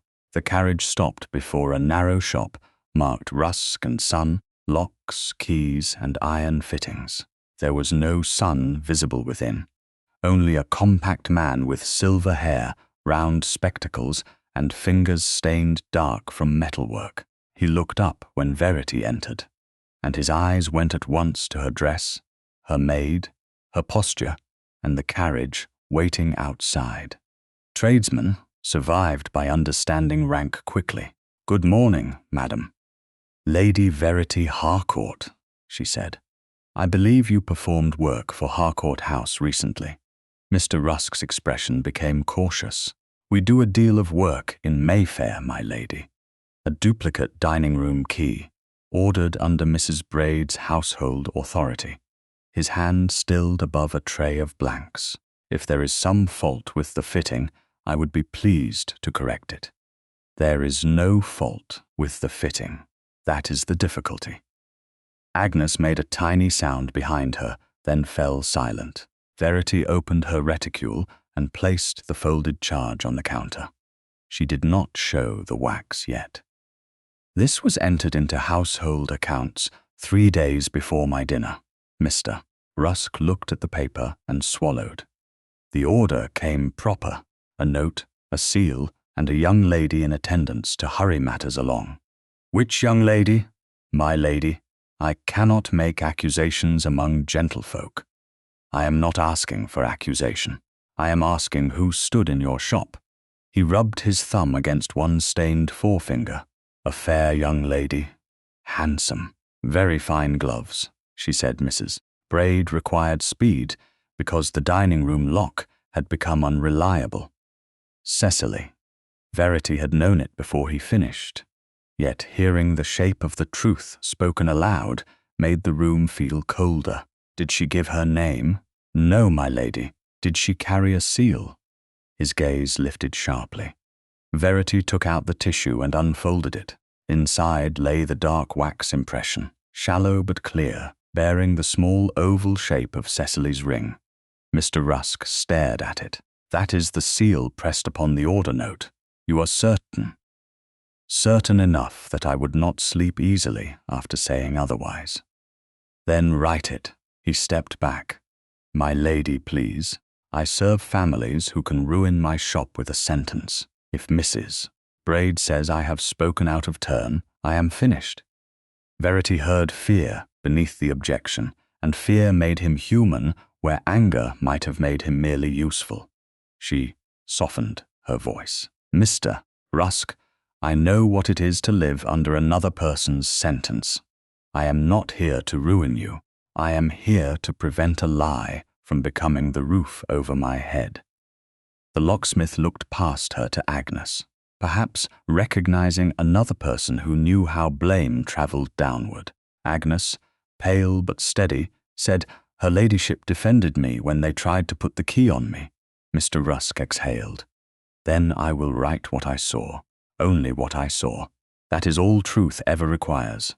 He wrote slowly, each line careful the order, the date, the fair young lady, the wax seal, the duplicate key made in haste. When he finished, Verity paid for a copy of the receipt from her own purse and asked him to wrap his statement in plain paper. "One more question," she said. "Did any gentleman inquire before me?" Mr. Rusk hesitated. "A man came at opening. Not a gentleman. A secretary, perhaps. Asked if I had done Harcourt work. I told him little. Adrian." Verity felt the sharp pull of his unseen protection and the sharper need to remain herself within it. "If he returns," she said, "you may tell him Lady Verity came first." For the first time, Mr. Rusk smiled faintly. "Yes, my lady." She left the shop with proof in her reticule and no key at her waist. The absence still hurt. Yet now it hurt differently, not like emptiness, like a space deliberately left for decision. Instead of returning to Harcourt House, she ordered the coachman to drive to Lincoln's Inn Fields, where Mr. Alistair Fenwick, the principal solicitor named in her mother's settlement, kept chambers above a quiet stair that smelled of paper, ink, and cold stone. Mr. Fenwick was older than she remembered, with white brows and eyes that became alert the moment she placed Lady Harcourt's settlement on his desk. He listened without interruption. That alone nearly undid her. When she finished, he read Mr. Rusk's statement, the account entries, and the paragraph concerning trustees. "Your mother was a prudent woman," he said at last. "She was a frightened one, I think. Often the same thing when done for a daughter." Verity looked down at her gloved hands. "Can Lady Honoria petition the trustees to restrict my household management? She can attempt it. With these papers, I should advise her against success.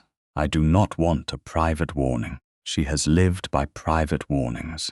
They allow her to remain gracious in public and cruel where no one can contradict her." Mr. Fenwick leaned back. "What do you want, Lady Verity?" The question was so simple that all the noise of the past week seemed to fall away. The locked door, the opera whispers, the Duke's hand closing around her key, Lady Honoria's pity, Cecily's smile, Agnes's trembling tray, her mother's note.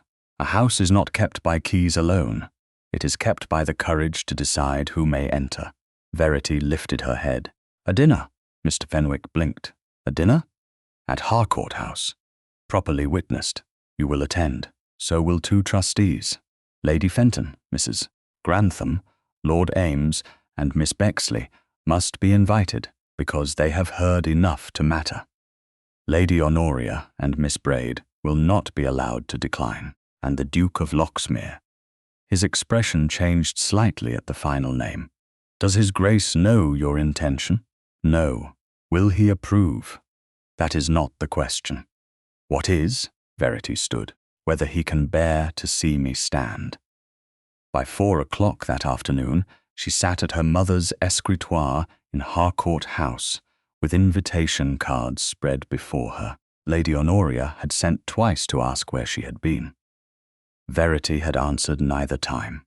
She wrote each name in her own hand, not hurriedly, not as a plea, but as an opening of doors. When she came to the Duke's card, she paused. There were many proper phrases available. None would do. At last she turned the card over and wrote one line beneath the formal invitation. "Come only if you can bear to see me stand." She sealed it before courage could cool into caution. Then she rang for Mr. Vale and placed the stack upon his salver. "These are to go out immediately." His eyes dropped to the top card. "Yes, my lady." Verity glanced toward the dining-room doors at the far end of the hall. Tomorrow, London would come again to the table where she had been made absent. This time, she would choose every seat. By the following afternoon, Harcourt House had the bright, disciplined quiet of a house preparing either for triumph or disaster, and Verity could not yet tell which it would be. She had slept little, but she had risen before 7 and walked through every room that would matter. In the dining room, she stood beside the long table while pale morning light spread across folded linen and empty crystal. 12 places again, not because she wished to repeat the earlier dinner, but because a wound sometimes had to be revisited before it could become a scar. She checked each card herself. Lady Fenton near Mr. Fenwick, because her good sense would catch every legal phrase. Mrs. Grantham opposite Lord Ames, because boredom made her impartial and rank made her useful. Miss Bexley placed where she could hear clearly and not be made a tool by whispers. The trustees, Sir Edmund Carow and Mr. Lisle, would sit where they could see Lady Honoria's face when the accounts were mentioned. Lady Honoria would sit close enough to be honoured, but not close enough to command. Cecily's card lay at the far side, away from the Duke of Loxmere. Verity looked at that card longer than the others. It was only pasteboard, ink, and placement, yet a woman's place at a table had already proved dangerous enough to justify a lie. "My lady," Mrs. Dallin said from the doorway. "Mrs. Braid sends word she is unwell and cannot come down this evening." Verity did not turn immediately. She set Cecily's card precisely between two forks and stepped back to judge the line. "What sort of illness?" "A headache, my lady. A headache that prevents dinner but permits strategy." Mrs. Dallin's mouth tightened. "I couldn't say, my lady." "No, you would never be so unkind." Verity turned. "Have the carriage ordered for 6. Send Lady Honoria a note in my hand. Tell her I am distressed to hear she is unwell, and therefore I have arranged that she need not trouble herself with the stairs until the very last moment. The carriage will bring her from the side entrance to the front door, where all guests may see she has made the effort." Mrs. Dallin stared for one startled second, then curtsied. "Yes, my lady." It was not cruelty. Verity would not permit herself that. It was architecture. If Lady Honoria wished to hide behind illness, she could do so in front of witnesses or not at all. By noon, the house had divided itself into motion. Mr. Vale inspected the key tray under Verity's eye. Agnes Pike, pale but determined, carried folded napkins without spilling one. The footmen received instructions directly from Verity, then repeated them back until no one could later claim confusion. The dining room key was absent from her waist, and every time she reached for it by habit, she felt the empty place like a question Adrian had not yet answered. She had sent him an invitation, not an apology. He had sent no reply beyond the formal acceptance received that morning. His Grace would attend. Nothing more, nothing less. At 4, Cecily entered the drawing room where Verity was sealing the final note for Mr. Fenwick. Her cousin wore white muslin, trimmed in rose, and an expression of injured softness. "Verity, don't do this." Verity sprinkled sand over the ink. "You will have to be clearer. You know what I mean." Cecily clasped her hands.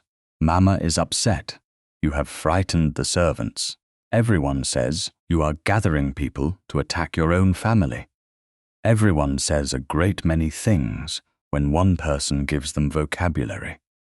Cecily's eyes filled. She had always been able to summon tears as some ladies summoned fans. "I'm not your enemy." Verity folded the note. "Then you have been remarkably careless with your friendship. I was foolish at the opera. I admit that. But if you make a public matter of it, people will think you are vindictive. People already think I am unstable, improper, and foolish enough to misplace my own key." Cecily looked toward the door as if hoping Lady Honoria might appear and rescue her from the failure of sweetness. "The Duke will dislike a scene. Then he should not attend one. He will think you hard." At that, Verity looked up. "Cecily, the astonishing thing is not that I might become hard.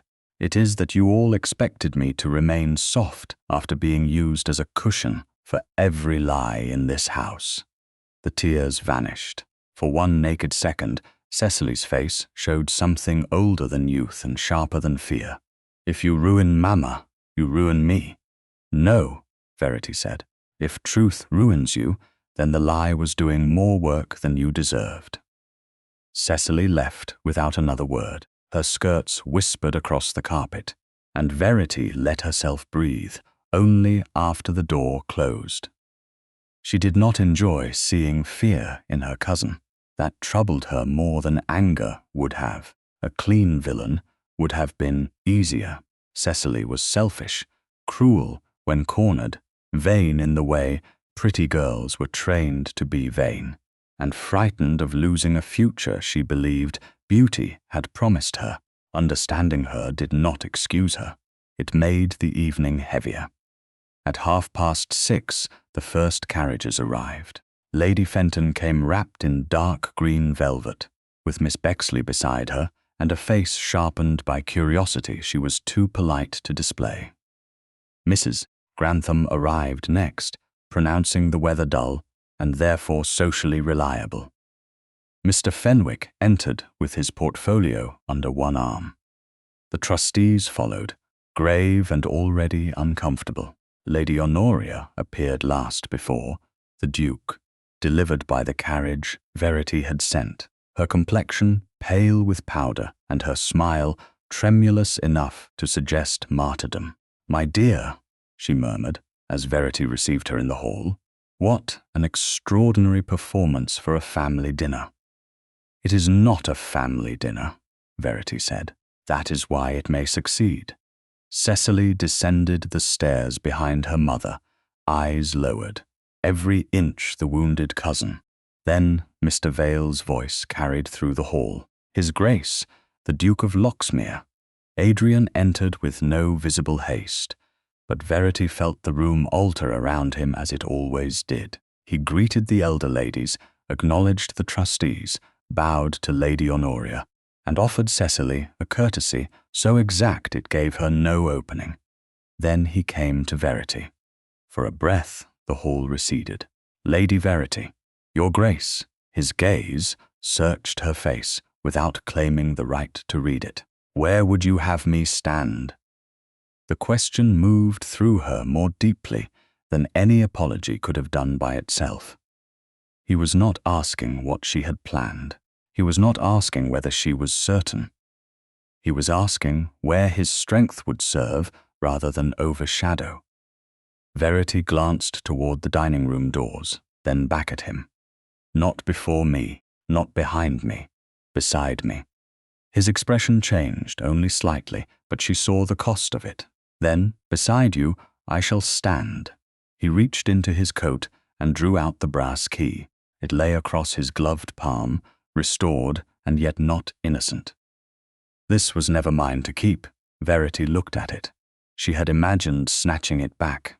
She did not. She took it slowly, letting the witnesses see nothing more than the return of a household object. "Thank you," his voice lowered.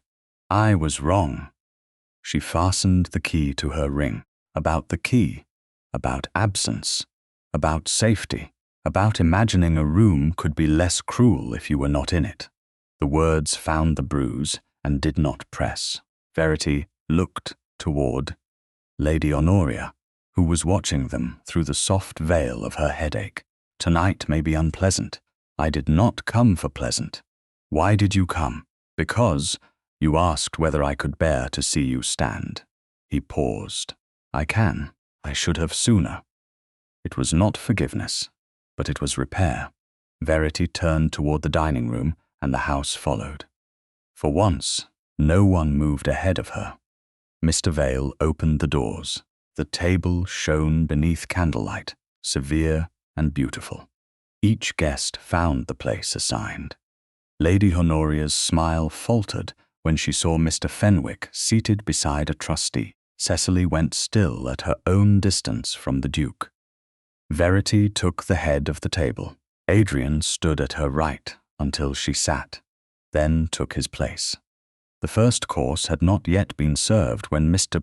Vale stepped back toward the sideboard, then paused. His hand moved to the dining room door. He tried the handle once. It did not yield. The room noticed the sound before it understood it. Metal held against metal. A second locked door. Lady Honoria lifted one hand to her throat. "Surely," she whispered. "Not again."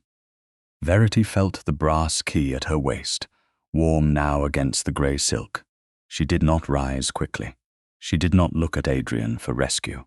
She placed both hands lightly beside her plate and let the silence gather every witness in the room. Then she stood. Verity stood at the head of the table while the second locked door held the room in its grip, and for the first time since the first dinner, she felt no cold passage behind her. She felt the weight of witnesses. She felt the brass key resting against her gown. She felt Adrian Wycliffe rise beside her, not too quickly, not as if he meant to take command, but as if his presence were a wall no whisper could pass through without being seen. Mr. Vale remained at the dining-room doors, with one hand still upon the handle. He had tried it once. That single sound had been enough. Metal refusing metal had carried more force than an accusation. Lady Fenton had gone very still. Miss Bexley's eyes moved from Verity to Cecily, then to Lady Honoria. Mr. Fenwick closed his portfolio with deliberate care. The two trustees sat as men sit when they realize they have been invited not to dinner, but to judgment. Lady Honoria's hand remained at her throat, graceful and pale against black lace. "Surely," she repeated, softer now. "Not again. How dreadful." The word dreadful entered the room already prepared for performance. Verity let it fade. "Yes," she said, "it is dreadful when a door closes against the wrong person." Cecily's face changed, only slightly. A tightening around the mouth, a sudden brightness in the eyes. She had expected confusion, perhaps protest, perhaps Verity's old instinct to protect the meal before protecting herself. She had not expected calm. That was the first thing Verity allowed herself to understand. Calm frightened them more than tears ever had. Mr. Vale bowed, his complexion pale beneath his butler's discipline. "My lady, shall I send for the housekeeper?" "In a moment," Verity said. "First bring the household key tray." Lady Honoria's fan opened with a snap. "Verity, this is unnecessary. The guests have barely taken their seats." "That is why it is necessary." Verity did not look away from the door. No one has yet had time to forget what they heard. Sir Edmund Carow, the elder trustee, shifted in his chair. "Lady Verity, perhaps this might be handled outside the dining room." "It was last time," she answered. "That was the difficulty," no one replied. Mr. Vale left by the servants' side entrance, the only door still open to movement, and returned moments later with a shallow tray lined in dark baize. On it lay the ordinary working keys of the dining room, pantry, wine room, and linen press, each labelled in Mrs. Dallin's neat hand. Agnes Pike stood just behind him, not as a servant offering herself to blame, but as one summoned to witness the truth she had helped preserve. Verity saw her hands tremble and gave the smallest nod. Agnes straightened. Verity detached the brass key from her own ring and placed it in the center of the tray. Its worn head shone differently from the others, warmer and older, the house's memory made small enough to hold. "This," Verity said, "is the original dining room key. It was on my ring before the first dinner. It disappeared while I was sent by the back passage to change a stained glove. His Grace later found it hidden in the orange tree by the service door." Lady Fenton inhaled. Miss Bexley whispered, "Good heavens." Lady Honoria's smile trembled into sorrow. "My dear, you are making a story from household carelessness. Then we shall see how careless it was." Verity turned to Cecily. "Cecily, you are nearest the door. Will you open it?" Cecily stared at her. "I beg your pardon. If this is only another accident, any proper key should open it. You are sitting nearest. Please try." "I don't have a key." "Then you cannot object to proving it." Cecily's fingers closed around the stem of her wineglass. "This is humiliating." "Yes," Verity said, "it is." The room understood. Not fully, perhaps, but enough. Cecily rose because refusing would have been worse. She moved toward the door with steps too slow to be natural. Her reticule hung from her wrist, a pretty rose silk thing, too small for anything useful and too carefully guarded for something innocent. Adrian's gaze dropped to it, then lifted again. He said nothing. Beside him, Verity remained still. Cecily reached the handle and touched it as if it might burn her. "It is locked." "Then open it." "I told you I don't have a key." "Then give your reticule to Mr. Vale." Cecily turned sharply. "No." The word came out naked. Lady Honoria rose half from her chair. "Verity, this is monstrous. You cannot demand to search a lady's belongings at dinner." "I have demanded nothing. I asked my cousin to open a door which has twice been locked under circumstances convenient to her. You are accusing family before strangers." "No," Verity said. "I am asking family not to hide behind strangers." Cecily clutched the reticule tighter. Her breathing had grown shallow. The silk cord twisted around her fingers. Then, perhaps because fear made her hands clumsy, perhaps because truth sometimes required only a small loss of control, the reticule slipped. It struck the carpet beside the door with a soft sound, opened, and spilled a handkerchief, a folded theatre bill, and a small brass key not old enough to carry a house's history. It lay there between them all, bright, new, and terrible. No one moved. The silence was so complete that the candle flames seemed loud. Miss Bexley put one hand to her mouth. Lord Ames leaned back as if the air had altered. Sir Edmund Carow stared at the key on the carpet with the blunt horror of a man seeing paperwork become flesh. Cecily looked at her mother. That was the mistake. Lady Honoria saw it and closed her eyes for the length of one breath. Verity bent and picked up the duplicate key herself. It was lighter than hers, newer, sharper at the teeth. She placed it beside the original on the tray. The resemblance was exact enough to condemn. "Mr. Vale," she said, "try the duplicate." The butler took it with stiff fingers, inserted it into the lock, and turned. The door opened at once. A quiet cry escaped Lady Fenton. Agnes lowered her eyes. Adrian remained beside Verity, his expression carved into restraint, but the room could feel the anger he did not spend. Cecily's voice broke. Mamma said it was only to teach her to be more careful. Lady Honoria's eyes flew open. "Cecily." It was not comfort. It was command.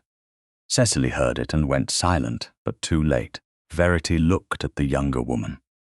She remembered Cecily as a child running through the same hall with ribbons untied, laughing, because Verity would always fasten them. She remembered loaned gloves never returned, invitations negotiated, compliments surrendered, so the prettier cousin might shine. That history did not soften the key on the tray. It only made the betrayal sadder. "Who ordered it?" Verity asked. Cecily pressed her lips together. "I don't know what you mean, mister." Fenwick stood then, thin and formal, with the dignity of a man who preferred paper to emotion and had found tonight that the two often met.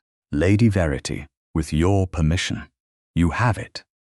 He opened his portfolio and withdrew the statement from M. Rusk, along with the copied receipt. "This afternoon I received from Lady Verity a written statement by Mr. Martin Rusk, locksmith, of Rusk and Son. It confirms that a duplicate dining room key was ordered under Mrs. Braid's household authority. It further confirms that a fair young lady attended in person and pressed a small oval seal into wax upon the order note. Cecily's hand moved to her ring. Too late. Everyone saw. Lady Honoria found her voice. "A tradesman's memory is a fragile thing. So is reputation," Adrian said. He spoke at last, and the room seemed to draw closer around him. "Yet you did not hesitate to let Lady Verity's be handled by anyone willing to soil it." Lady Honoria's face coloured. "Your Grace, I would caution you against speaking as if my niece is your concern. She became my concern the moment I found her outside a locked door, while this family told guests she had abandoned her own table." He turned toward the trustees. "I found the original key hidden in the orange tree beside the service passage." The time was during the first course of Lady Verity's dinner. The door was locked from the side where Lady Verity was not. Those are facts. If anyone here wishes to repeat a different account in Mayfair, they may begin by contradicting me. No one did. Verity felt the force of his rank move through the room, but he did not step in front of her. He did not make the moment his. He confirmed the ground beneath her feet, then fell silent. That restraint nearly undid her more than rescue would have done. Mr. Fenwick placed the receipt on the table. There is also the wax impression recovered at the opera, which matches the seal Miss Braid wears. Cecily whispered it was Mamma's idea. Lady Honoria's chair scraped back. Enough. The word cracked across the table. Not loud, final. The softness vanished from her face, and with it went 5 years of careful pity. What remained was a woman who had lost the advantage of seeming kind. You all sit here admiring a performance, she said, while ignoring the larger disgrace. Verity met her gaze. And what disgrace is that? Lady Honoria's smile returned, thin as ice. Ask her why her mother's money is gone. Lady Honoria's accusation did what the locked door had not done. It made several people look away from Verity as if shame might be contagious. Mother's money. The phrase landed with an old and intimate cruelty. It reached past the quay, past the dining room, past the evening's witnesses, and touched the part of Verity that still remembered her mother's hands, folding household linen with care, because love could live in order. Lady Honoria knew exactly where to strike. For 5 years, she had suggested that Verity was sentimental, impractical, too careful over small things because she was incapable of great ones. Now she offered the table a larger story. The missing daughter, the careless heiress, the woman who could not manage what a dead mother had left. Verity felt Adrian move beside her, no more than the shift of a man ready to speak. She did not let him. She lifted one hand, slight and calm, and he stopped. The room saw it. That mattered. Thank you, Aunt Honoria, Verity said. I had wondered whether you would open that door yourself. Lady Honoria's eyes narrowed. Do not be clever, child. It does not suit desperation. No, Verity said. Desperation suited me badly. I wore it for too long because other people kept handing it to me. Mr. Fenwick stood at the sideboard with his portfolio open. The trustees sat rigidly, their dinners untouched, their faces no longer composed enough to disguise unease. Cecily stood by the dining room door, pale and breathing too quickly, the duplicate key on the tray behind her. The door now stood open, but no one attempted to leave. Truth had become the only exit. Verity turned to Mr. Vale. The household ledgers, please. The butler bowed and moved to the sideboard where the books had been placed beneath a folded cloth before the guests arrived. A murmur passed down the table when he lifted them into view. They were not dramatic objects, bound leather, cream pages, narrow columns of ink. Yet Lady Honoria looked at them as if Mr. Vale had brought in a witness she had believed dead. This is absurd, she said. Accounts are not dinner conversation. Neither is a locked door, Verity replied. Yet here we are. Lady Fenton lowered her fan. I confess I should like to hear the accounts. Miss Bexley, who rarely asserted herself before louder people, added softly, so should I. That small, support-steadied Verity more than applause would have done. She opened the first ledger. These entries were presented to Mr. Peverell as evidence that I had mismanaged Harcourt House. Madame Cresson, 3 gowns and 2 evening cloaks. She looked at Cecily, not mine. Cecily whispered, Mamma said appearances mattered. They do. That is why it matters whose account paid for them. Verity turned a page. Private carriage hire to Bond Street.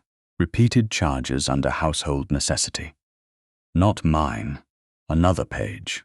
Payments disguised under linen and candle accounts, directed to settle private obligations that did not belong to the household. Not mine. Sir Edmund Carow leaned forward. Mrs. Braid. Lady Honoria's chin rose. A house of standing has many expenses. Lady Verity does not understand that economy can become vulgar when practiced without judgment. Economy, Verity said, is not vulgar. Theft with good gloves is. A shocked breath moved through the room. Lady Honoria went white. Adrian's mouth tightened, but he did not intervene. He simply remained there beside Verity, steady as a closed line of defense she did not have to use unless she chose. Mr. Fenwick placed a paper on the table. If I may, Lady Verity, please. The settlement created by the late Lady Harcourt assigned Harcourt House and its related household income to trustees for Lady Verity's residence and domestic management. The language is particular. Collateral relations may advise, but they may not assume control, redirect funds, or petition to restrict Lady Verity's authority without clear evidence of incapacity. He looked at the trustees. Household preference is not evidence. Manufactured embarrassment is not evidence. A duplicate key used to create the appearance of disorder is evidence, but not against Lady Verity. Mr. Lyle, the younger trustee, cleared his throat. We were informed there were concerns. By whom? Adrian asked. Mr. Lyle looked at Lady Honoria, then looked down. By Mrs. Braid, through Mr. Peverell. And did you verify them with Lady Verity? Adrian's voice stayed quiet, which somehow made the question heavier. Sir Edmund coloured. We intended to review the matter. After her authority had been damaged, no one answered. Verity could have let the Duke's rank crush them. It would have been easy. Instead, she turned to Mrs. Dallin, who stood near the service entrance with Agnes just behind her. Mrs. Dallin, have wages been paid properly in this house under my management? The housekeeper stepped forward, hands folded. Yes, my lady, always on time. Have I reduced food quality below what Harcourt House requires? No, my lady. Have I instructed any servant to lie about a key, a door, or a guest? Mrs. Dallin's eyes moved once toward Lady Honoria. No, my lady. Agnes spoke before fear could stop her. Mrs. Braid told me I might lose my place if I didn't say I misplaced the key. Lady Honoria turned on her. You insolent girl. Verity's voice cut through the room, clear and cold. Agnes will not be dismissed. The under-housemaid's eyes filled, but she held herself upright. Verity looked back at the table. This is the difference between a household and a cage. In a household, those with less power are not used as locks upon those with more. The silence after that was not pity. It was recognition. Sir Edmund placed both hands flat on the table. Mrs. Braid, pending formal review, you will have no further authority over Harcourt House accounts, staff instructions, or trustee correspondence. Mr. Peverell will no longer be accepted as an intermediary in this matter. Mr. Lyle added, more quietly, all household credit opened under Mrs. Braid's direction will be examined and, where improper, closed. Cecily made a small, broken sound. What am I to do? Lady Honoria snapped. Be silent. That command revealed more than anger. It revealed habit. Lady Fenton saw it. Mrs. Grantham saw it. Miss Bexley saw it, and for once no one pretended not to. Verity looked at Cecily with an ache she had no intention of mistaking for weakness. You will return what can be returned. You will write no more notes, whisper no more stories, and accept that invitations lost through cruelty cannot be restored by tears. Cecily sat down as if her knees had failed her, but no one rushed to comfort her. Lady Honoria remained standing, her mask shattered and her pride the only garment left. "You would turn me from this house?" "You turned me from my own table," Verity said. "I am only making the arrangement honest." Mr. Fenwick consulted a paper. A widowed sister in Bath has previously offered Mrs. Braid residence. I can write this evening to arrange it. "You planned this," Lady Honoria said. "No," Verity answered. "You planned this. I kept the receipts." A sound passed through Lord Ames that might have been a cough or admiration. Adrian finally spoke, and when he did, every person at the table seemed to remember not merely that he was a man, but that he was a duke. "There is one further matter.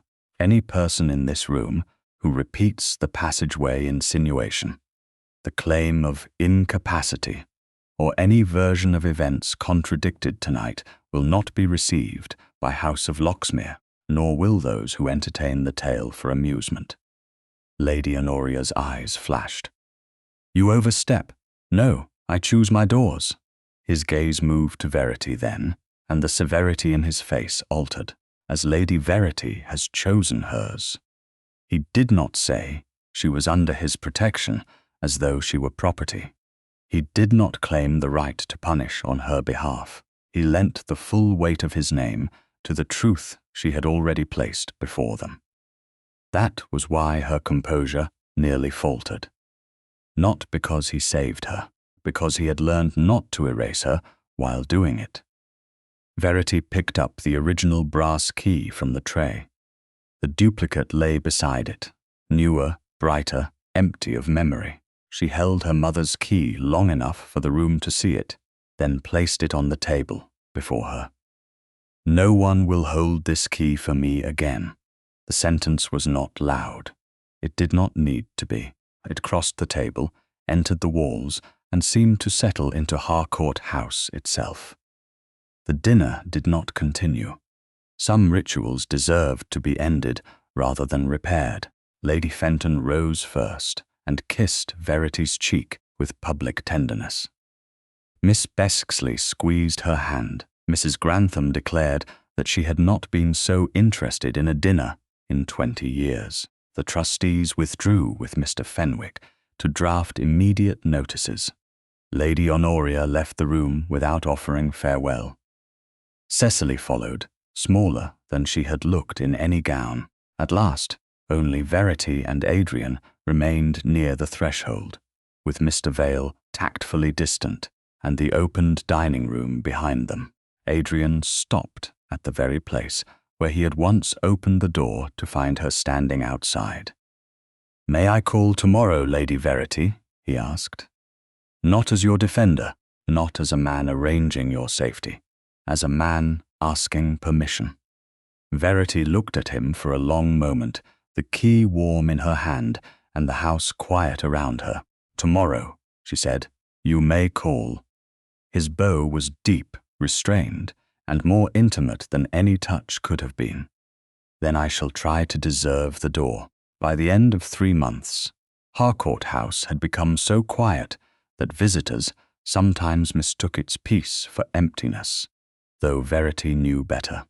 Peace was not emptiness.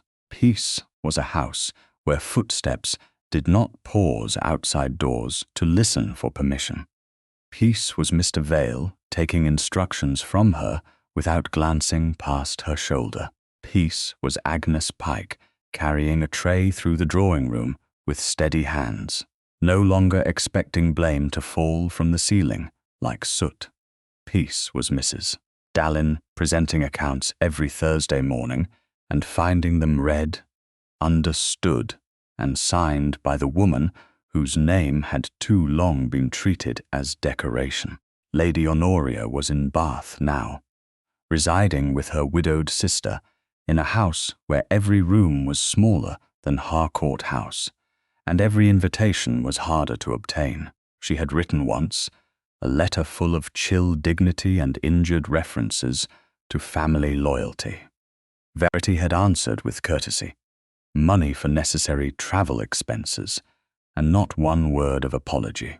Cecily had gone with her mother for a time, then to a distant cousin in Kent, after Lady Marwood quietly failed to include her in 3 important dinners. The story spread, of course. London was incapable of keeping silence. But the letters of correction travelled faster than the more dangerous lies, because the Duke of Loxmere's name stood behind none of them and above all of them. That distinction mattered to Verity. Adrian had not written the truth for her. Mr. Fenwick had done that in plain legal prose. Lady Fenton had repeated it in drawing rooms with the soft brutality of a woman who enjoyed good manners most when they served justice. Mrs. Grantham had declared, to anyone foolish enough to doubt it, that the second Harcourt dinner had been the only evening in 20 years where she had not wished for an early carriage. Adrian's contribution had been simpler. Those who treated Verity as a scandal were not received at Loxmere House. Within a fortnight, the passageway rumour became socially inconvenient. Within a month, it became unfashionable. By the 3rd month, Lady Verity Harcourt was not pitied. She was approached. Invitations arrived from houses that had once sent regrets through 3rd cousins. Older ladies asked her opinion on seating. Younger women watched her as if dignity could be learned by observation. Verity accepted some invitations and declined others. The power of refusal, she discovered, was as restorative as acceptance. Adrian called throughout those months, with a discipline that would have satisfied the strictest chaperone, and a patience that unsettled Verity far more than pursuit might have done. He came first, the morning after the 2nd dinner, exactly as he had asked permission to do, and spoke for 20 minutes about the weather, the trustees, and whether the dining-room curtains should be replaced. Not once did he mention marriage. Not once did he look as if restraint cost him less than it did. After that came morning calls, chaperone drives in Hyde Park, small dinners at Lady Fenton's, and one afternoon at a gallery where he stood before a landscape of Sussex and said, "Alderwick looks nothing like that. The artist has made it too agreeable." Verity had looked up at him. "Do you recommend disagreeable estates, Your Grace?" "I recommend honest ones." She did visit Alderwick Park 6 weeks later, accompanied by Lady Fenton and Mrs. Grantham, who pronounced the journey of nearly 50 miles tolerable only because the Duke's cook understood pastry. Alderwick did not try to charm. It stood in Sussex, with grey stone, wide lawns, old trees, and windows that caught the weather rather than flattering it. Verity loved it before she wished to. She loved the steadiness of it, the absence of performance, the way Adrian watched her moving through the hall as if he were not measuring whether she would fit his world, but whether his world had enough space for hers. "I would not ask you to leave Harcourt House behind," he said, as they stood in the morning room with Lady Fenton safely asleep over a book 10 feet away. A home is not a cloak to be exchanged, because the weather changes. Most men would expect a wife to live where the title lives. Most men have not seen what happens when a woman is treated as movable furniture. Verity turned toward the window to hide the effect of that answer. Outside, the lawns ran green beneath a pale sky. Inside, something in her rested. He did not press. That had become his way of loving her before either of them had used the word. He stood near enough that she was not alone, and far enough that she remained free. By the time the season thinned and the first true heat of summer softened the squares of London, Harcourt House prepared for another dinner. This one was not a trap. That alone made Verity pause beside the dining-room doors longer than she expected. The guests were intimate and chosen: Lady Fenton, Mrs. Grantham, Miss Bexley, Lord Ames, Mr. Fenwick, Sir Edmund, and the Duke of Loxmere. No one had been invited to witness her wound. They had been invited to share her table. Verity wore a gown of deep ivory silk, not new enough to boast and not old enough to apologize. At her waist hung the brass key on its ring, polished but not brightened beyond recognition. It still bore its small scratches. She preferred them. A thing that had survived misuse did not need to pretend it was untouched. Before dinner, she found Adrian in the drawing room, standing beside the mantel where he had once watched her defend a servant girl from blame. The sight returned to her with surprising force: the trembling tray, Agnes's pale face. The first moment Adrian had looked at her not as a woman injured by her family, but as someone whose kindness had authority. "You are quiet," he said. "I was thinking of the first time you stood there. I was thinking of the first time you refused to apologize for another person's cruelty. I did not feel brave. I know." He turned fully toward her. "That was how I knew it was courage." The room seemed to narrow, though the door remained open, and Lady Fenton's voice drifted faintly from the hall. Everything was proper. Everything was restrained. Yet Verity felt the edge of a threshold beneath her feet. Adrian reached into his coat and withdrew a small velvet box, then did not open it. "I had intended to ask in the garden," he said, "then in the morning room at Audiobook. Then yesterday, before your tea grew cold and Mrs. Grantham began discussing gout with unnecessary detail." Verity's breath caught and a laugh almost escaped with it. "Why did you not?" "Because each place seemed to make the question too much about me. My garden, my estate, my timing." He looked past her toward the dining room doors. "This house is where you were made to feel unwelcome. It is also where you made yourself impossible to dismiss. I wanted to ask here where no gratitude could be mistaken for consent." He opened the box. The ring inside was not ostentatious, a diamond, old and clear, set between two small pearls. "Verity, I love you. Not because I found you outside a door. I loved you because you were already standing when I opened it. I would be honored if you would marry me, but only if marriage gives you more rooms, not fewer." For a moment, all she could hear was the house, a coal settling in the grate, a carriage beyond the street, the small living silence of a place that had once held its breath and now waited without fear. Verity looked at the man before her, the cold Duke who had learned tenderness without making a spectacle of it, the man who had failed her once and then chosen to understand why, the man who had stood beside her when standing aside would have been easier.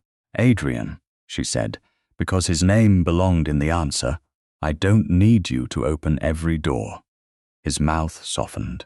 "I know, but I would like you beside me when I do." "Then I will be." She held out her hand. "Yes." He placed the ring on her finger with such careful reverence that her eyes stung. He did not kiss her. Lady Fenton was still in the hall, and propriety remained propriety. Instead, he bowed over her hand, and the restraint of it felt more intimate than any public display could have been. Dinner was announced moments later. Verity took the brass key from her waist and walked to the dining room doors. No one moved ahead of her. No one spoke over her. Adrian stood to her right, exactly where she had once asked him to stand. She placed the key in the lock and turned it. The door opened inward with a sound so small no one else might have understood its meaning. Verity did. She entered first, not because she had been rescued, not because a duke had chosen her, but because the room was hers and she no longer doubted it. At the table's head, she paused, then crossed to the small cabinet where her mother's keepsake box waited. She laid the brass key inside upon the folded green ribbon that had once tied the settlement papers, not to hide it, not to surrender it, to let it rest. Then she closed the box, turned back to the candlelit room, and smiled as the people who loved and honored her took their places at her table.